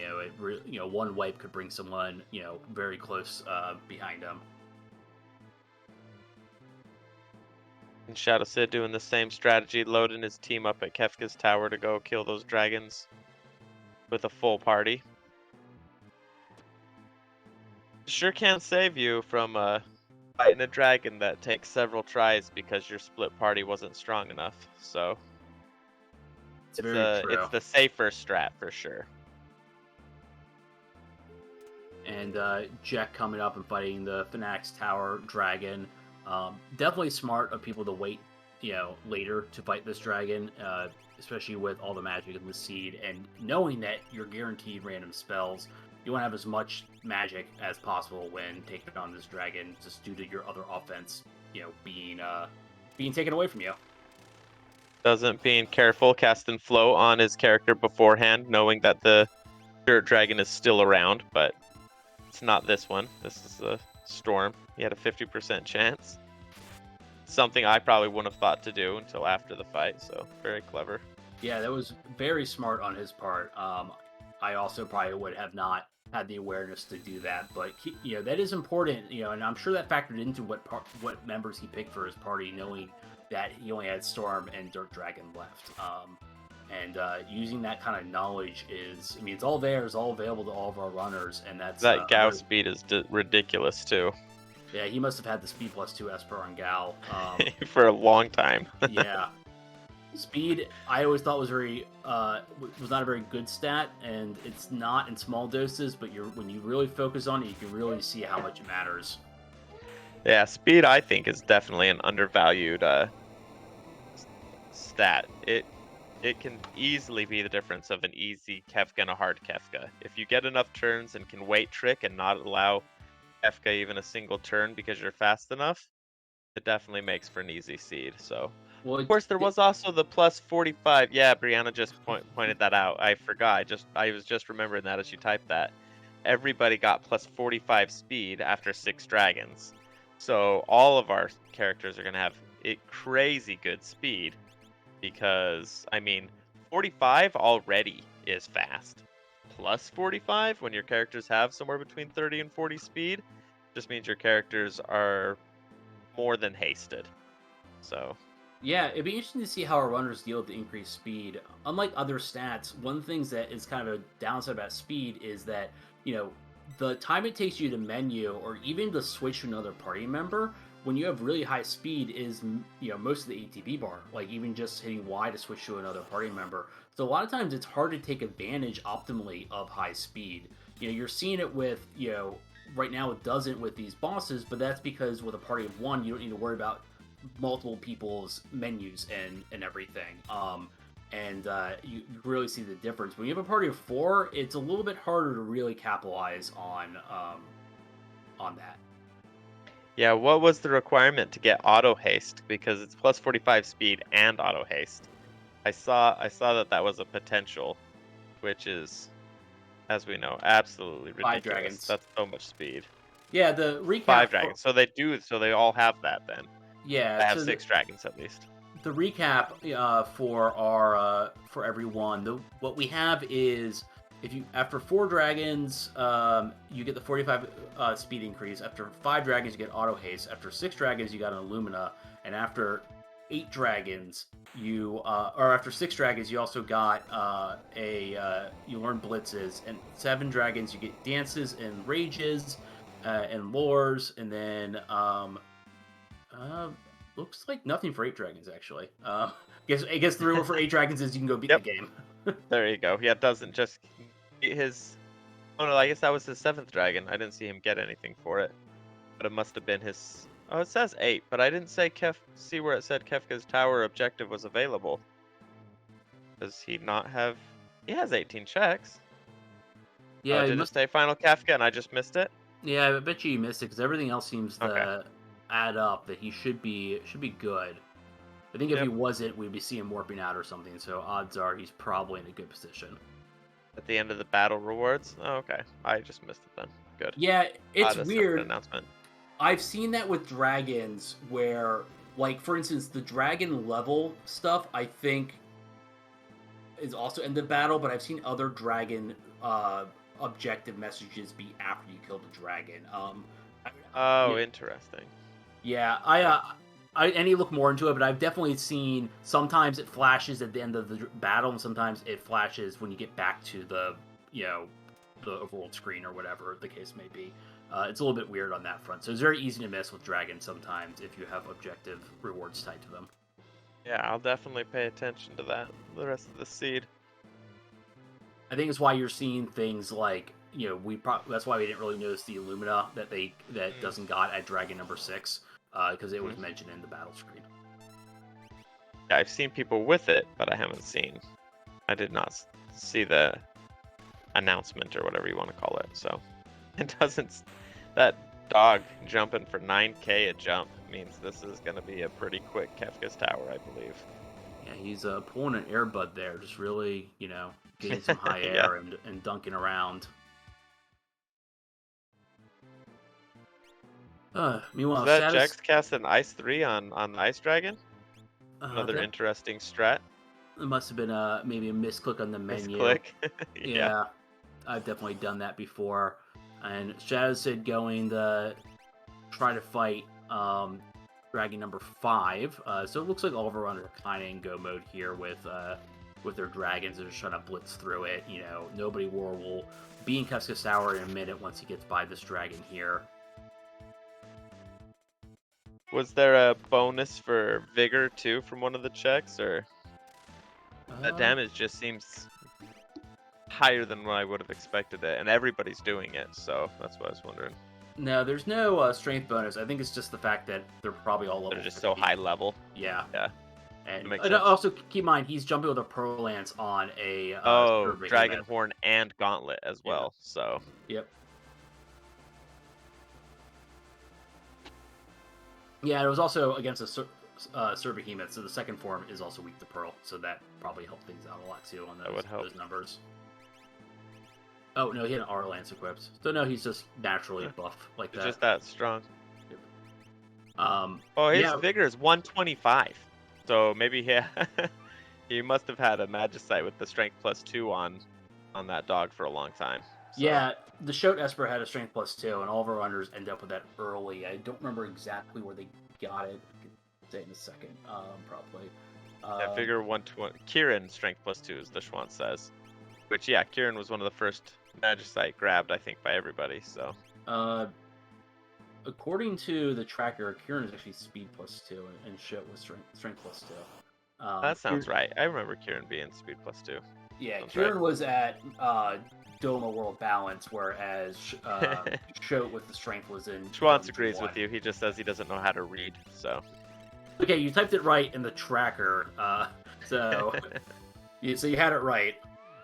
And yeah, so it doesn't take fighting a second last boss an easy whelp, hopefully.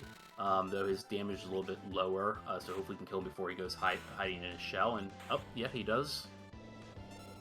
And yeah, he just needs Cyan to be a little bit lower on hit points for him to be doing some crazy damage.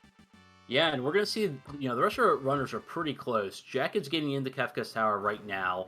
We'll see Nobody War in there in a second once he kills his ice dragon, and Shadow Sid. Nobody War's already killed the Kefka Tower dragons. No, that So was this is only that was Shadow Sid who did that. Okay, I was thinking he did it too, so I thought they both did. No, I'm Could be pretty wrong. sure it was just Shadow Sid went in and killed them. But I Okay. could be wrong about that. So then, yeah, he'll be ready too for Kefka's Tower at 6 dragons. And doesn't running into Magic Master here, but luckily he has Berserk, which completely neutralizes this fight. And that'll be interesting with our other runners when they get there, whether or not they have Berserk on them, because that really could close the gap with some of our runners very quickly. Yeah, that could definitely be a stopper. So it doesn't now with him Berserked, doing shock for 5,000 damage. He should have no problem finishing him off. Yep, and I think we'll see Nobody War head into the tower right now, and yep, he's beelining right there. So not that far behind Jack, it looks like. Should be kind of close between those two. And Shadow Sid heading into Phoenix Cave to get his 6 of 8 dragons. Unfortunately, I don't remember what dragon Sid still needs. It's been a little hard to keep track of what dragon everyone's killed when they have to go get all 8. So I forget what he needs. Sure. I think he needs Mount Zozo because he bailed out of Mount Zozo when he fought that blue dragon there. And I don't think he's done Opera House either. That would be the last 3. I think you're right. Unless he has to go to Narsh instead of Opera House. I don't know if he's done that one. Imagine accidentally hitting yourself with Berserk in this scenario. I definitely done that once against Magic Master. I had reset because I menued wrong and cast that. Yeah, basically that's all that would be. That would just be a reset for sure. Yeah. And Jack taking out dragon number 7, hopefully. Yeah, this is getting pretty close between Nobody War and Jack. And Doesn't is moving on to Final Kefka. I would imagine that this should be pretty simple. I mean, they have plenty of instant death. I think they might have mute, and they got a lot of spells, so yeah, the only thing I think they're missing is no, they have Golem too, so they have Calmness Protection and Golem, too. yeah. So they've got calmness, protection, everything. It should, as long as Kefka isn't a jerk, which he likes to be, it should be a pretty straightforward Kefka fight. Yeah, I imagine that it would be pretty easy. Also, it looks like I thought I saw this earlier at Kefka and Nourish, but it looks like Kefka has been replaced by Egder in this one for whatever reason. I guess the person rolling the seed does not like Egder. Yeah, well, Edgar's a dog, and he replaced That's true with Edgar. So it's a interesting choice. I didn't see what happened to Mog there. Was Mog just dead the whole time and doesn't care? I imagine so. Dead from the Magi Master fight. Yeah, but right? It's weird he didn't put Gal in, because I believe Gal was his 4th character he was using, and he didn't choose to put Gal in there. Maybe he didn't have any physical protection, and he just wanted him to jump in at stage 2. Yeah, I'd be curious to ask him that. That row could be it. If so, that's a very smart move. Yeah, another one of those I would not think of doing, but makes sense in hindsight. Yeah. Normally I can't keep track of which of my characters I don't care about have been dead or not dead going into Final Kefka. But yeah, I mean, physical protection is actually really hard to get outside Genji armor, and tier one can sometimes be a little mean even when you have that much HP, and Yeah, can unless you got knock like you a out. snow muffler or something. Yep, and we'll see him move on, and it looks like Nobody War got his 7th dragon, and we're going to see Jex go get his 8th in a second. His Gao has 9,400 hit points. He'll probably be fine. He could probably take a couple ultimas to the face. So, Well, hopefully it doesn't come to that. for sure. I mean, it happens, so. But Golem, like Schwantz is saying, multi-summon is on, so we could have just Golemed the tier 1, and I like to have Golem up for tier 4 as well, just so those Havoc Wings don't ruin your day. Yeah. I can see the advantage of it be tier one because as for effects like Golem do move from tier to tier, and obviously tier one hits very physical. I wonder with tier four though if it's worth the time casting it because his physicals, the Havoc Wings do suck, but it is one of a bunch of different things he could potentially do, and it's the only thing he can block with it. I may or may not cast Golem, but I would definitely cast Fenrir for tier 4. That will block all of those physical attacks, which can definitely ruin your day. So Yeah. I've been double Havoc Wing too many times to kill 2 characters to not want to do that. That's true. Though with all the HP they have, those moves become a little bit less scary. Chat pointed out that something like Golem could help with 10 hits, but really 10 hits' biggest problem I think for Doesn't is more how long it takes to do than it would. Yeah, it was just hitting him for about 60 a hit, so Yeah. not very scary. Nope. And yeah, I don't think he'll have much problem here. Hopefully this should be a pretty easy Kefka fight for all of our runners. I think the remaining outliers will be that Magic Master. Jack's getting his 8th dragon, and Nobody War not that far behind him, taking out his 7th one real quick.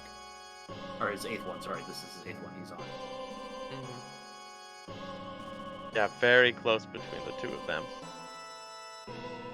Yeah, with multi-summon, it becomes interesting. I feel like that's something we don't play with too much in Worlds Collide, and it's a small thing that really can change things up, because sometimes it just doesn't matter. You just don't get Espers that aren't that great, and other times you could be casting Bahamut for 8k, or spamming Starlit when you don't have any other healing. You can do some crazy stuff with it, depending on what the seed wants to give you. Yep, I definitely love having Fenrir for that, or some seeds. That is your way of breaking the seed, is having an economizer and Bahamut, just casting that to kill all your early bosses. And yeah, I played actually quite a few seeds, I would say, with multi-summon on. It's one I really like, but it is very situational, like you said. It doesn't work in every seed. So now that I've had a moment to think about it a bit, our seed started with a rename card at the beginning on top of that dried meat, something we didn't talk about, and Doesn't used it in order to rename his Egder dog, and I wonder if that was on purpose from Brianna, that it was meant for Egder, and if so, does the other 3 runners' races not count because they didn't rename the dog to a dog name? That is a good question. I believe Jax showed his disdain for that rename card and threw it away at the Coliseum, so maybe he takes last place for that, if that was the intended purpose of the rename card. So he gets his +1 meme point. Did he check the chest? Did he get the meme chest? I really doubt it. That's precious seconds that he would not waste. Jack just picked it up. Now, renaming the dog should have counted as a free check. That you just get one less check before going to Kefka. Didn't get blitz. Didn't suplex a train. Didn't get the meme chest. Yeah, I just don't know if I can support this. And the gap between Jex and Nobody Wars increased a bit. I wasn't looking down at Nobody Wars screen, but Jex is now 2 whole bosses ahead of him, it looks like. So we'll see how this Magic Master plays in and how. Oh, he did get Ultimate. Yeah, I don't think he cares too much about it. He should be I fine. didn't think Yeah. so. That's just why he let himself get ultimate. I mean, he wasn't waiting for the Goner charge up or anything, just doing damage. He wasn't worried about it, so. Yeah, you just, at this point, you have so much, you have so much HP, just tank it, don't wait. And I think that's it. Yep. Yep. GG for doesn't. We got the flash for doesn't, that is GG, with a official time of 1 hour, 37 minutes, and 26 seconds. You'll see it on the screen in a minute. So GG's in chat for doesn't, and we'll see if we can get him in for an interview at some point.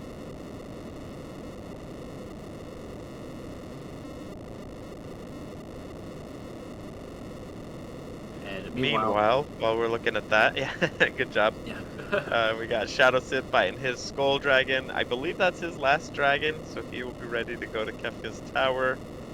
Nobody wearing checks, Brock just making their way through Kefka's Tower. These bosses posing no trouble for them. Looks like everybody's got the Edgar with 125 or whatever vigor, just jumping and making quick work of these bosses.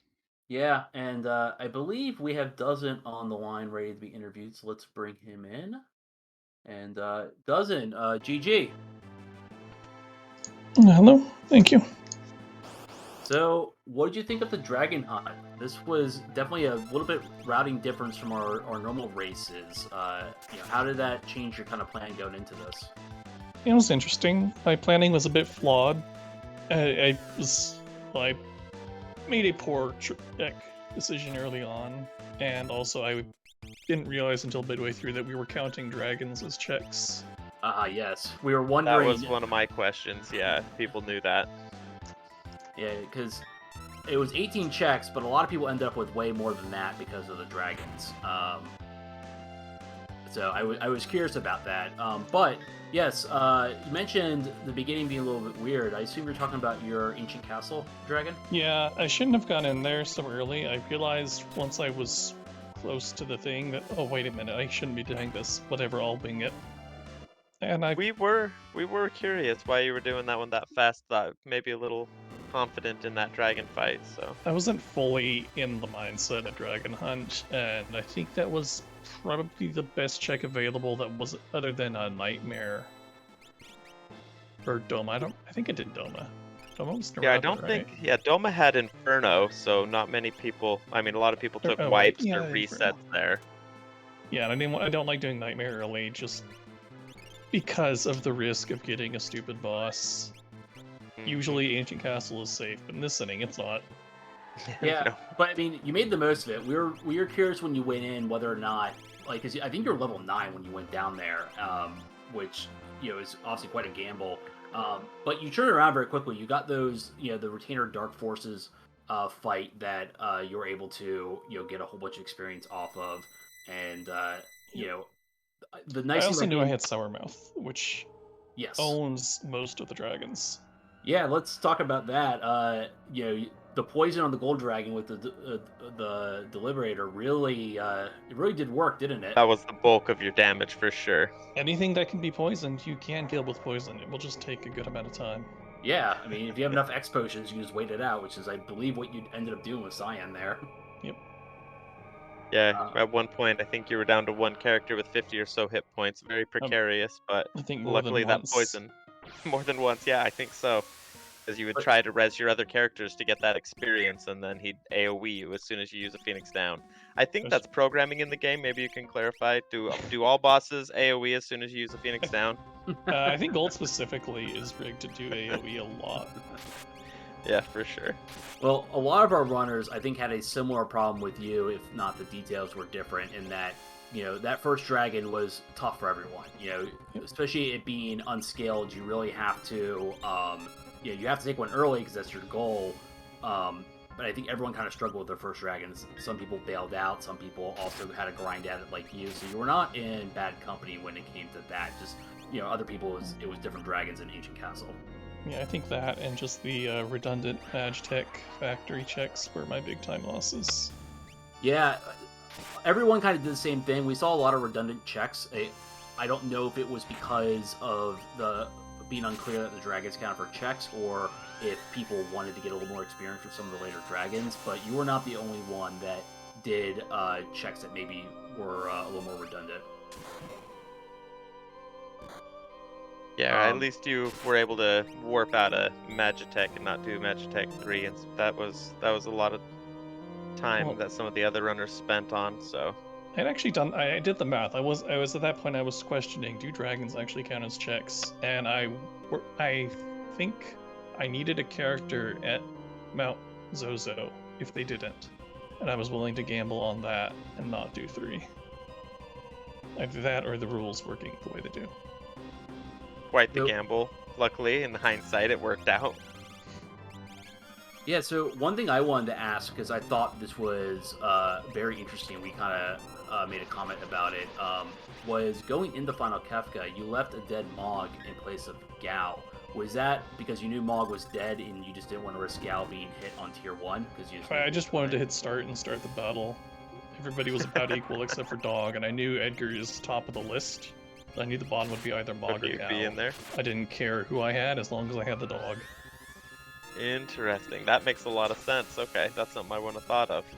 So yeah, I just wanted to get the through battle that menu going. as fast Tier as 1's possible. gonna be super fast, so just get through that menu by hitting start. And you only had 5 characters, so you knew that you were good. It wasn't like you're dealing with 8 and have to manage those and not get the ones you wanted. Also, you were the only person to rename the dog with the rename card at the beginning. So we don't think the other races count because Did they not get the memo, or? That explains how I got ahead of them. Well, GG's again. Was there anything else you wanted to add, or anything we missed with some of our interview questions? I don't think so. Well, cool. Interesting, all the changes that have been made since. Yeah, you've been gone for a little bit, I think. I noticed you were in async this week, and that was the first time I'd seen in a while. This is your first community race in a bit, right? Yep. Yeah, I've been taking a break, but I'm here again. Well, there's a lot to catch up with. Definitely 1.0 is a brave new world. A lot of changes. So a lot of more options, I guess, when creating seeds. So, which some are for the best, and some of them you I don't know if you'll agree with, but we're all going through theirs. You probably haven't needed to reset the Zozo clock yet, which is a lot of fun.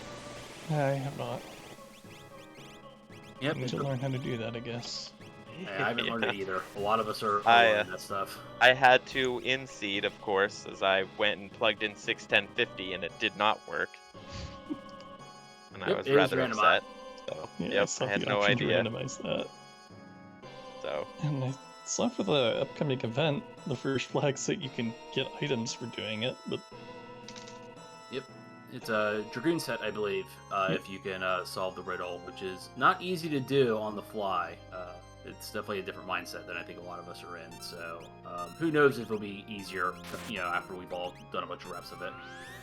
It's definitely a learnable skill. It's just you have to go up Zozo and talk to people. So. Yeah, a little time consuming. Once you know the tricks to it, who to talk to, and yeah, it isn't hard by any means, but it definitely is time consuming. And for a Dragoon set, I don't know if it'd be worth it. It depends. I mean, if all your damage is coming from a one fixed dice and you'd like to jump with it rather than throwing it, I don't know. It'd be interesting. It's worth it if you have Terra specifically and if your offense is extremely lacking. Exactly. Because you can do the investigation as you go for Daedalus in the spot. Alright, well, if there's nothing else, we'll let you go and everything. So, GG again. Hopefully we'll see you in the Battle Royale tournament or on future community races. See you. Yep. See you later. Alright, and we're going back to the race. Jex is on tier 3, finishing that up. Having no problems. No one had problems with Magimaster. Why did he reset? Shadow Sid was his Valiant Knife missing or something? I don't know. He had Berserk up. He had Berserk, and I saw he had a Valiant Knife and swung it and hit him for like 6,000 damage, but I didn't see if they were missing earlier, so I'm not sure why he reset there. Yeah, that's interesting. But Jax is moving on to Final Kefka, or Tier 4, I should say. He definitely lengthened the gap between himself and Nobody War, and I imagine he will not have too much problem with Tier 4. But speaking of the Zozo clock, I think now is a good time to plug the Battle Royale tournament again. Absolutely. Yeah, so starting next week, we are having another Worlds Collide community tournament. This one being a Battle Royale, and so every week you'll be in a pod with other racers doing the same seed, and lowest time is eliminated, and you keep going week in and week out until there's last man standing essentially. It's a lot of fun. Definitely gives you a lot of opportunity to hang in there as you slowly compete against people.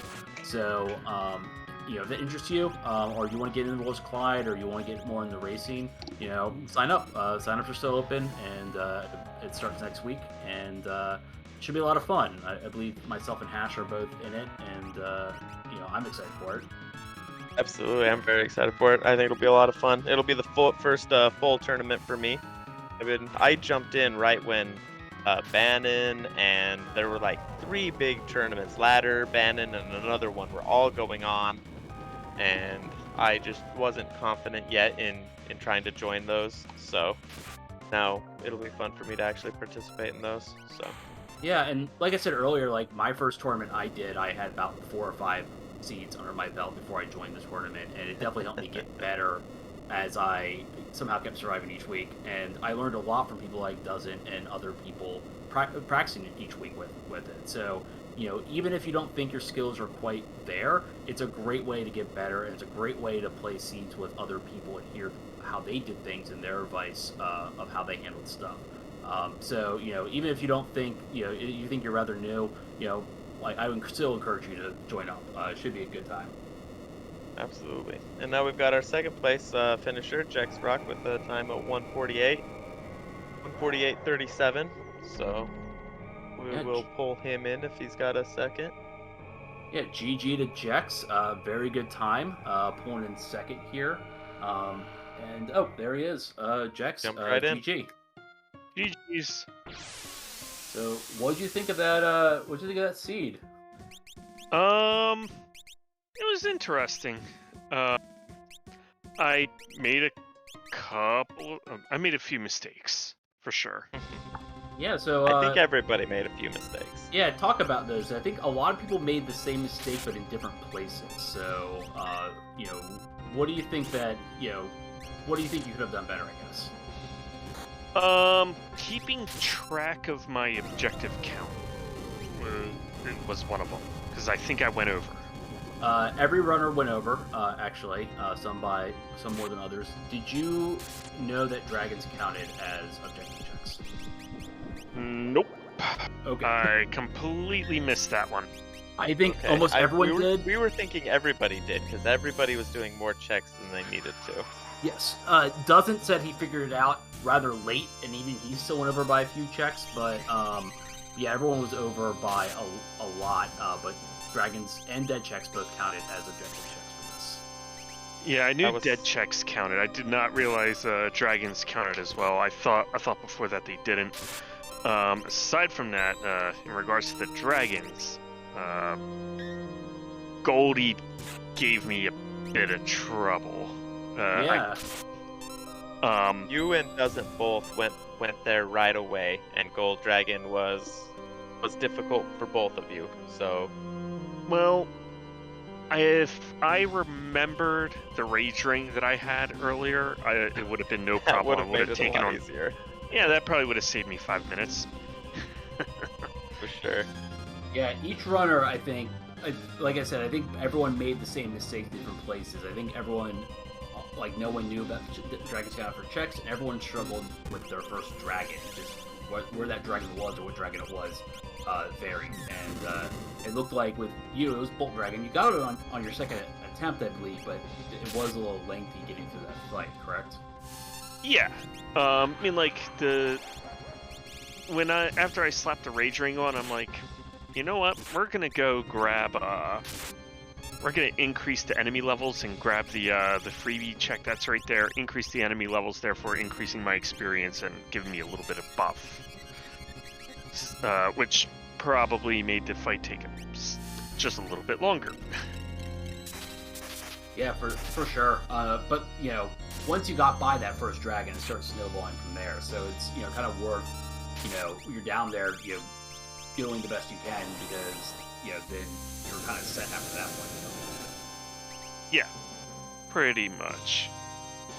I have one question on your run too. When you went to Magitech 3, so was that your reasoning there? Was that you thought you needed more checks to get to the 18, or were you looking for more experience? Yes. Yes. Okay. I was thinking the experience should be rather plentiful this seed. I mean, any seed where you have to fight 8 dragons by the time you get to Kefka, you'll be really high level, so I was wondering what your thought process was there.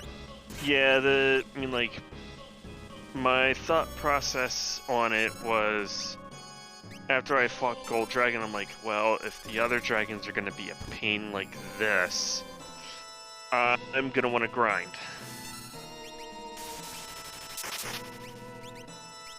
And that's kind of, I think, what who was it that made this seed? Was that Franklin or what? Who I talked to was that the dragons would raise levels like that. So instead of a typical 8 dragon fight where you fight your first dragon, which gives you enough experience to kill all of them, and then you just go and fight your dragons in sequence, he wanted there to be a little bit more experience and struggle between each dragon. So sounds like maybe he accomplished that. So. Speaking of some of the flags with the experience and all that fun stuff, one of the nice little changes that was made was dead checks.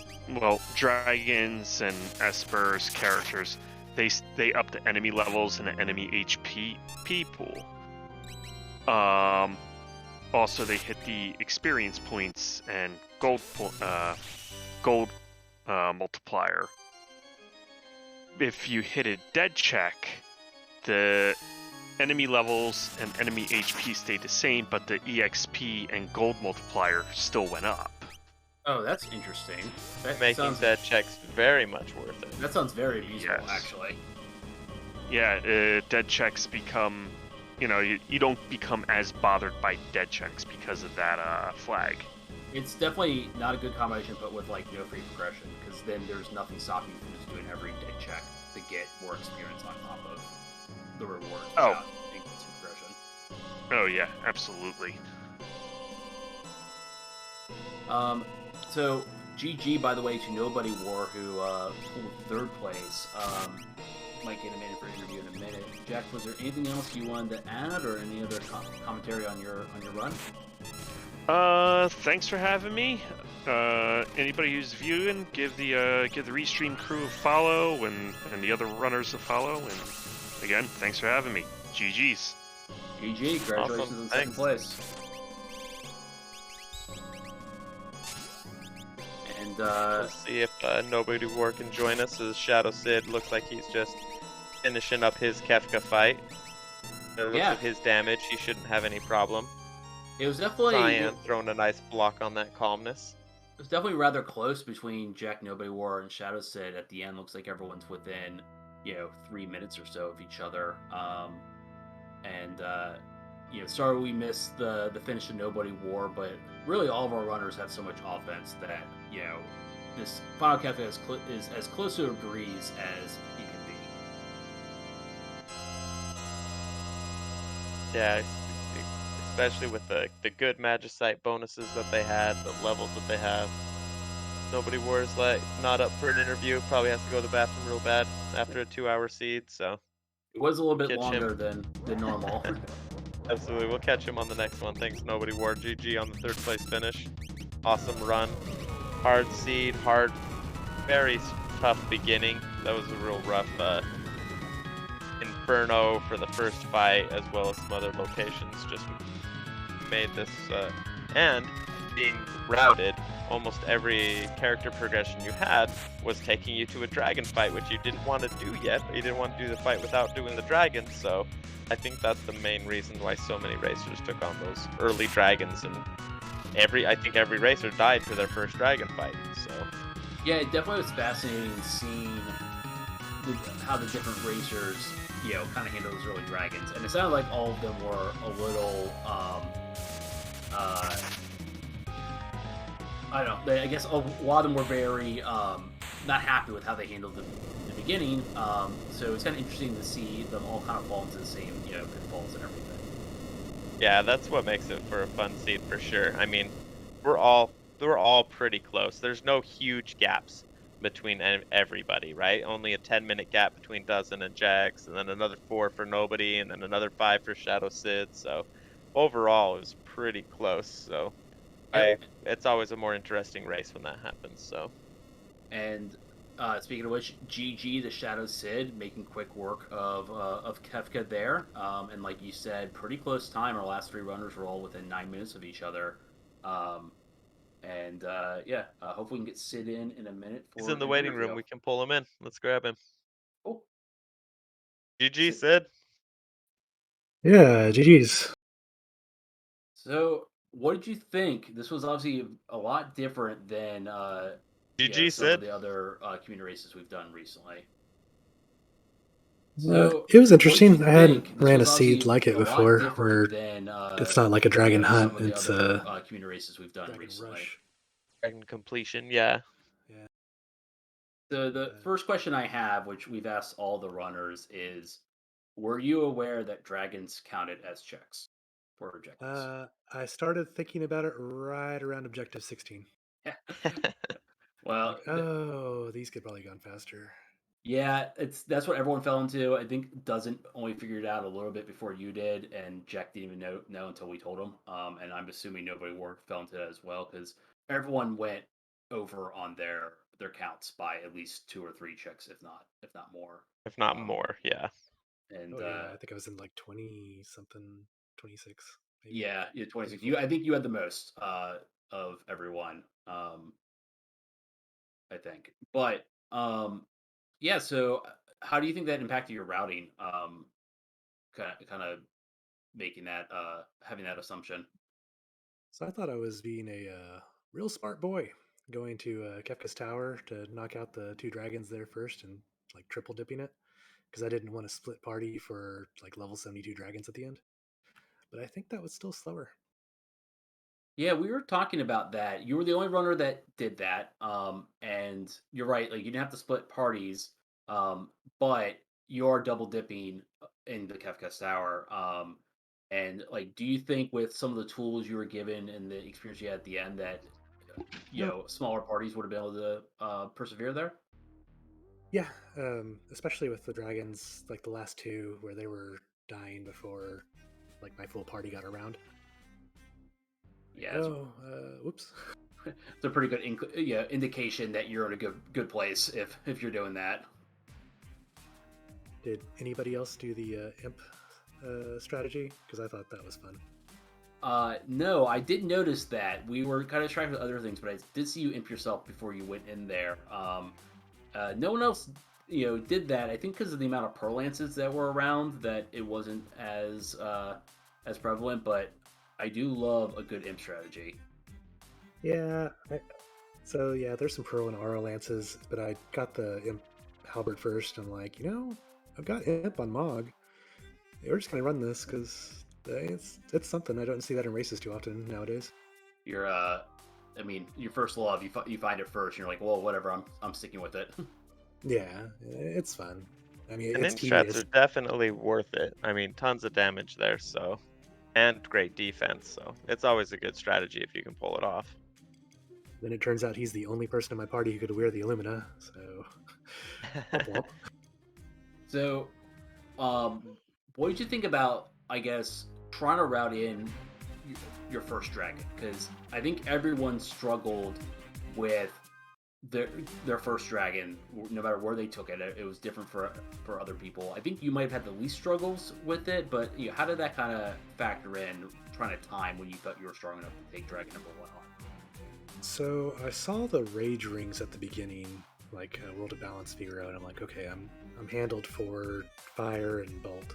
So fire dragon, bolt dragon, maybe one of the other ones.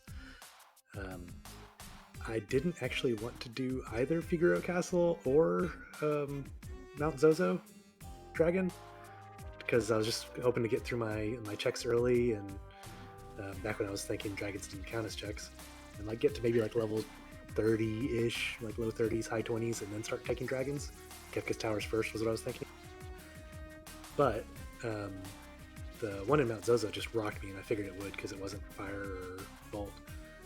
Gold Dragon, and then Sunken Castle was Gold Dragon, I believe. So that was a free win. So once I was there, it was just easy going for the rest of it. I was just still kind of like I was going to get back to Mount Zozo eventually, but Kefka's Tower was the plan, and just kind of hit the circle. Yeah, we did notice you bailed out of Mount Zozo, but that's obviously a very quick one to get back up on.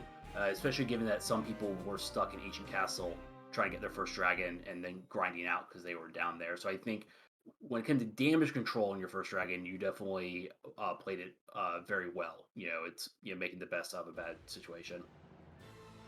Yeah, and that's why I did Zozo first for Sunken Temple, because I'm like, or Castle, because that's a way easier one to get back to.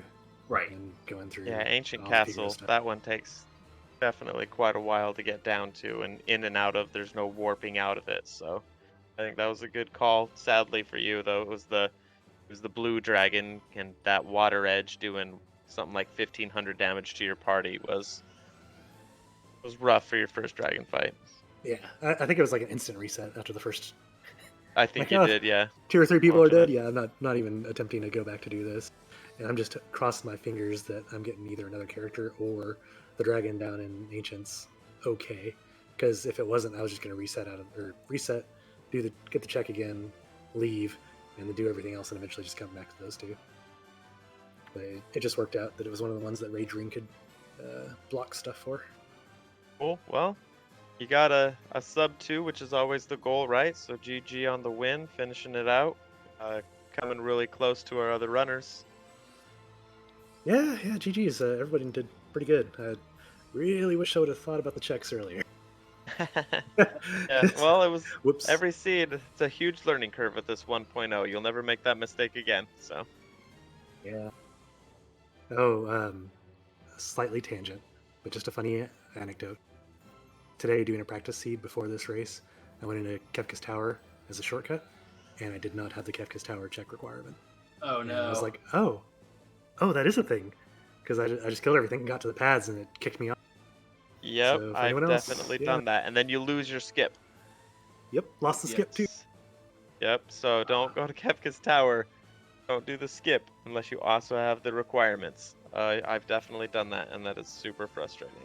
And I think with the new objective system, I think mentally we're all adjusting how we track some of this, so it's very easy to make mistakes like that as we're getting used to tracking objectives over just characters and espers. Yeah, but it's just like the pop-up tells you like, oh, it's unlocked. I'm like, oh, awesome, I'm gonna go do that now. Not really. It's a skip, not the fight. Well, GG's again. Anything else you wanna add before we sign off? No, GG's. Thanks for all the commentating and restream and the whole team and everybody racing. It's always a lot of fun. Yep. No, thank you. Thank you for putting on a great race. This was very entertaining. All right, well, I think that wraps it up for us. Again, check out the Battle Royale. Follow our restreaming team. We have Brianna doing the restreaming. The Schwantz did the tracking. Me, Hashmalum, and Seto on the comms, and as well as our runners. I think that's all for us. We should. Do we have the ability to raid somebody, Seto? I do not believe I have the ability. I finally learned that I probably. I don't think I have the ability to do that. So I'm sure I don't. Yeah, so I think we will. Swan says. Oh, but the Schwantz can, so he says he will. Well, we'll let the Swans pick someone who is running Worlds Collide, and we'll be kicking it over there once we get word from him that we are good. So So yeah, thank you for joining for yet another community race, and we hope to see everyone in the Battle Royale. And if not, we see you guys here next week in some capacity. Yeah, there's also a community seat on Saturday, right? Community race. So thanks Yes. everybody for joining in, and let's go give some Lunar Chimera some love. And we'll catch you next time. Yep.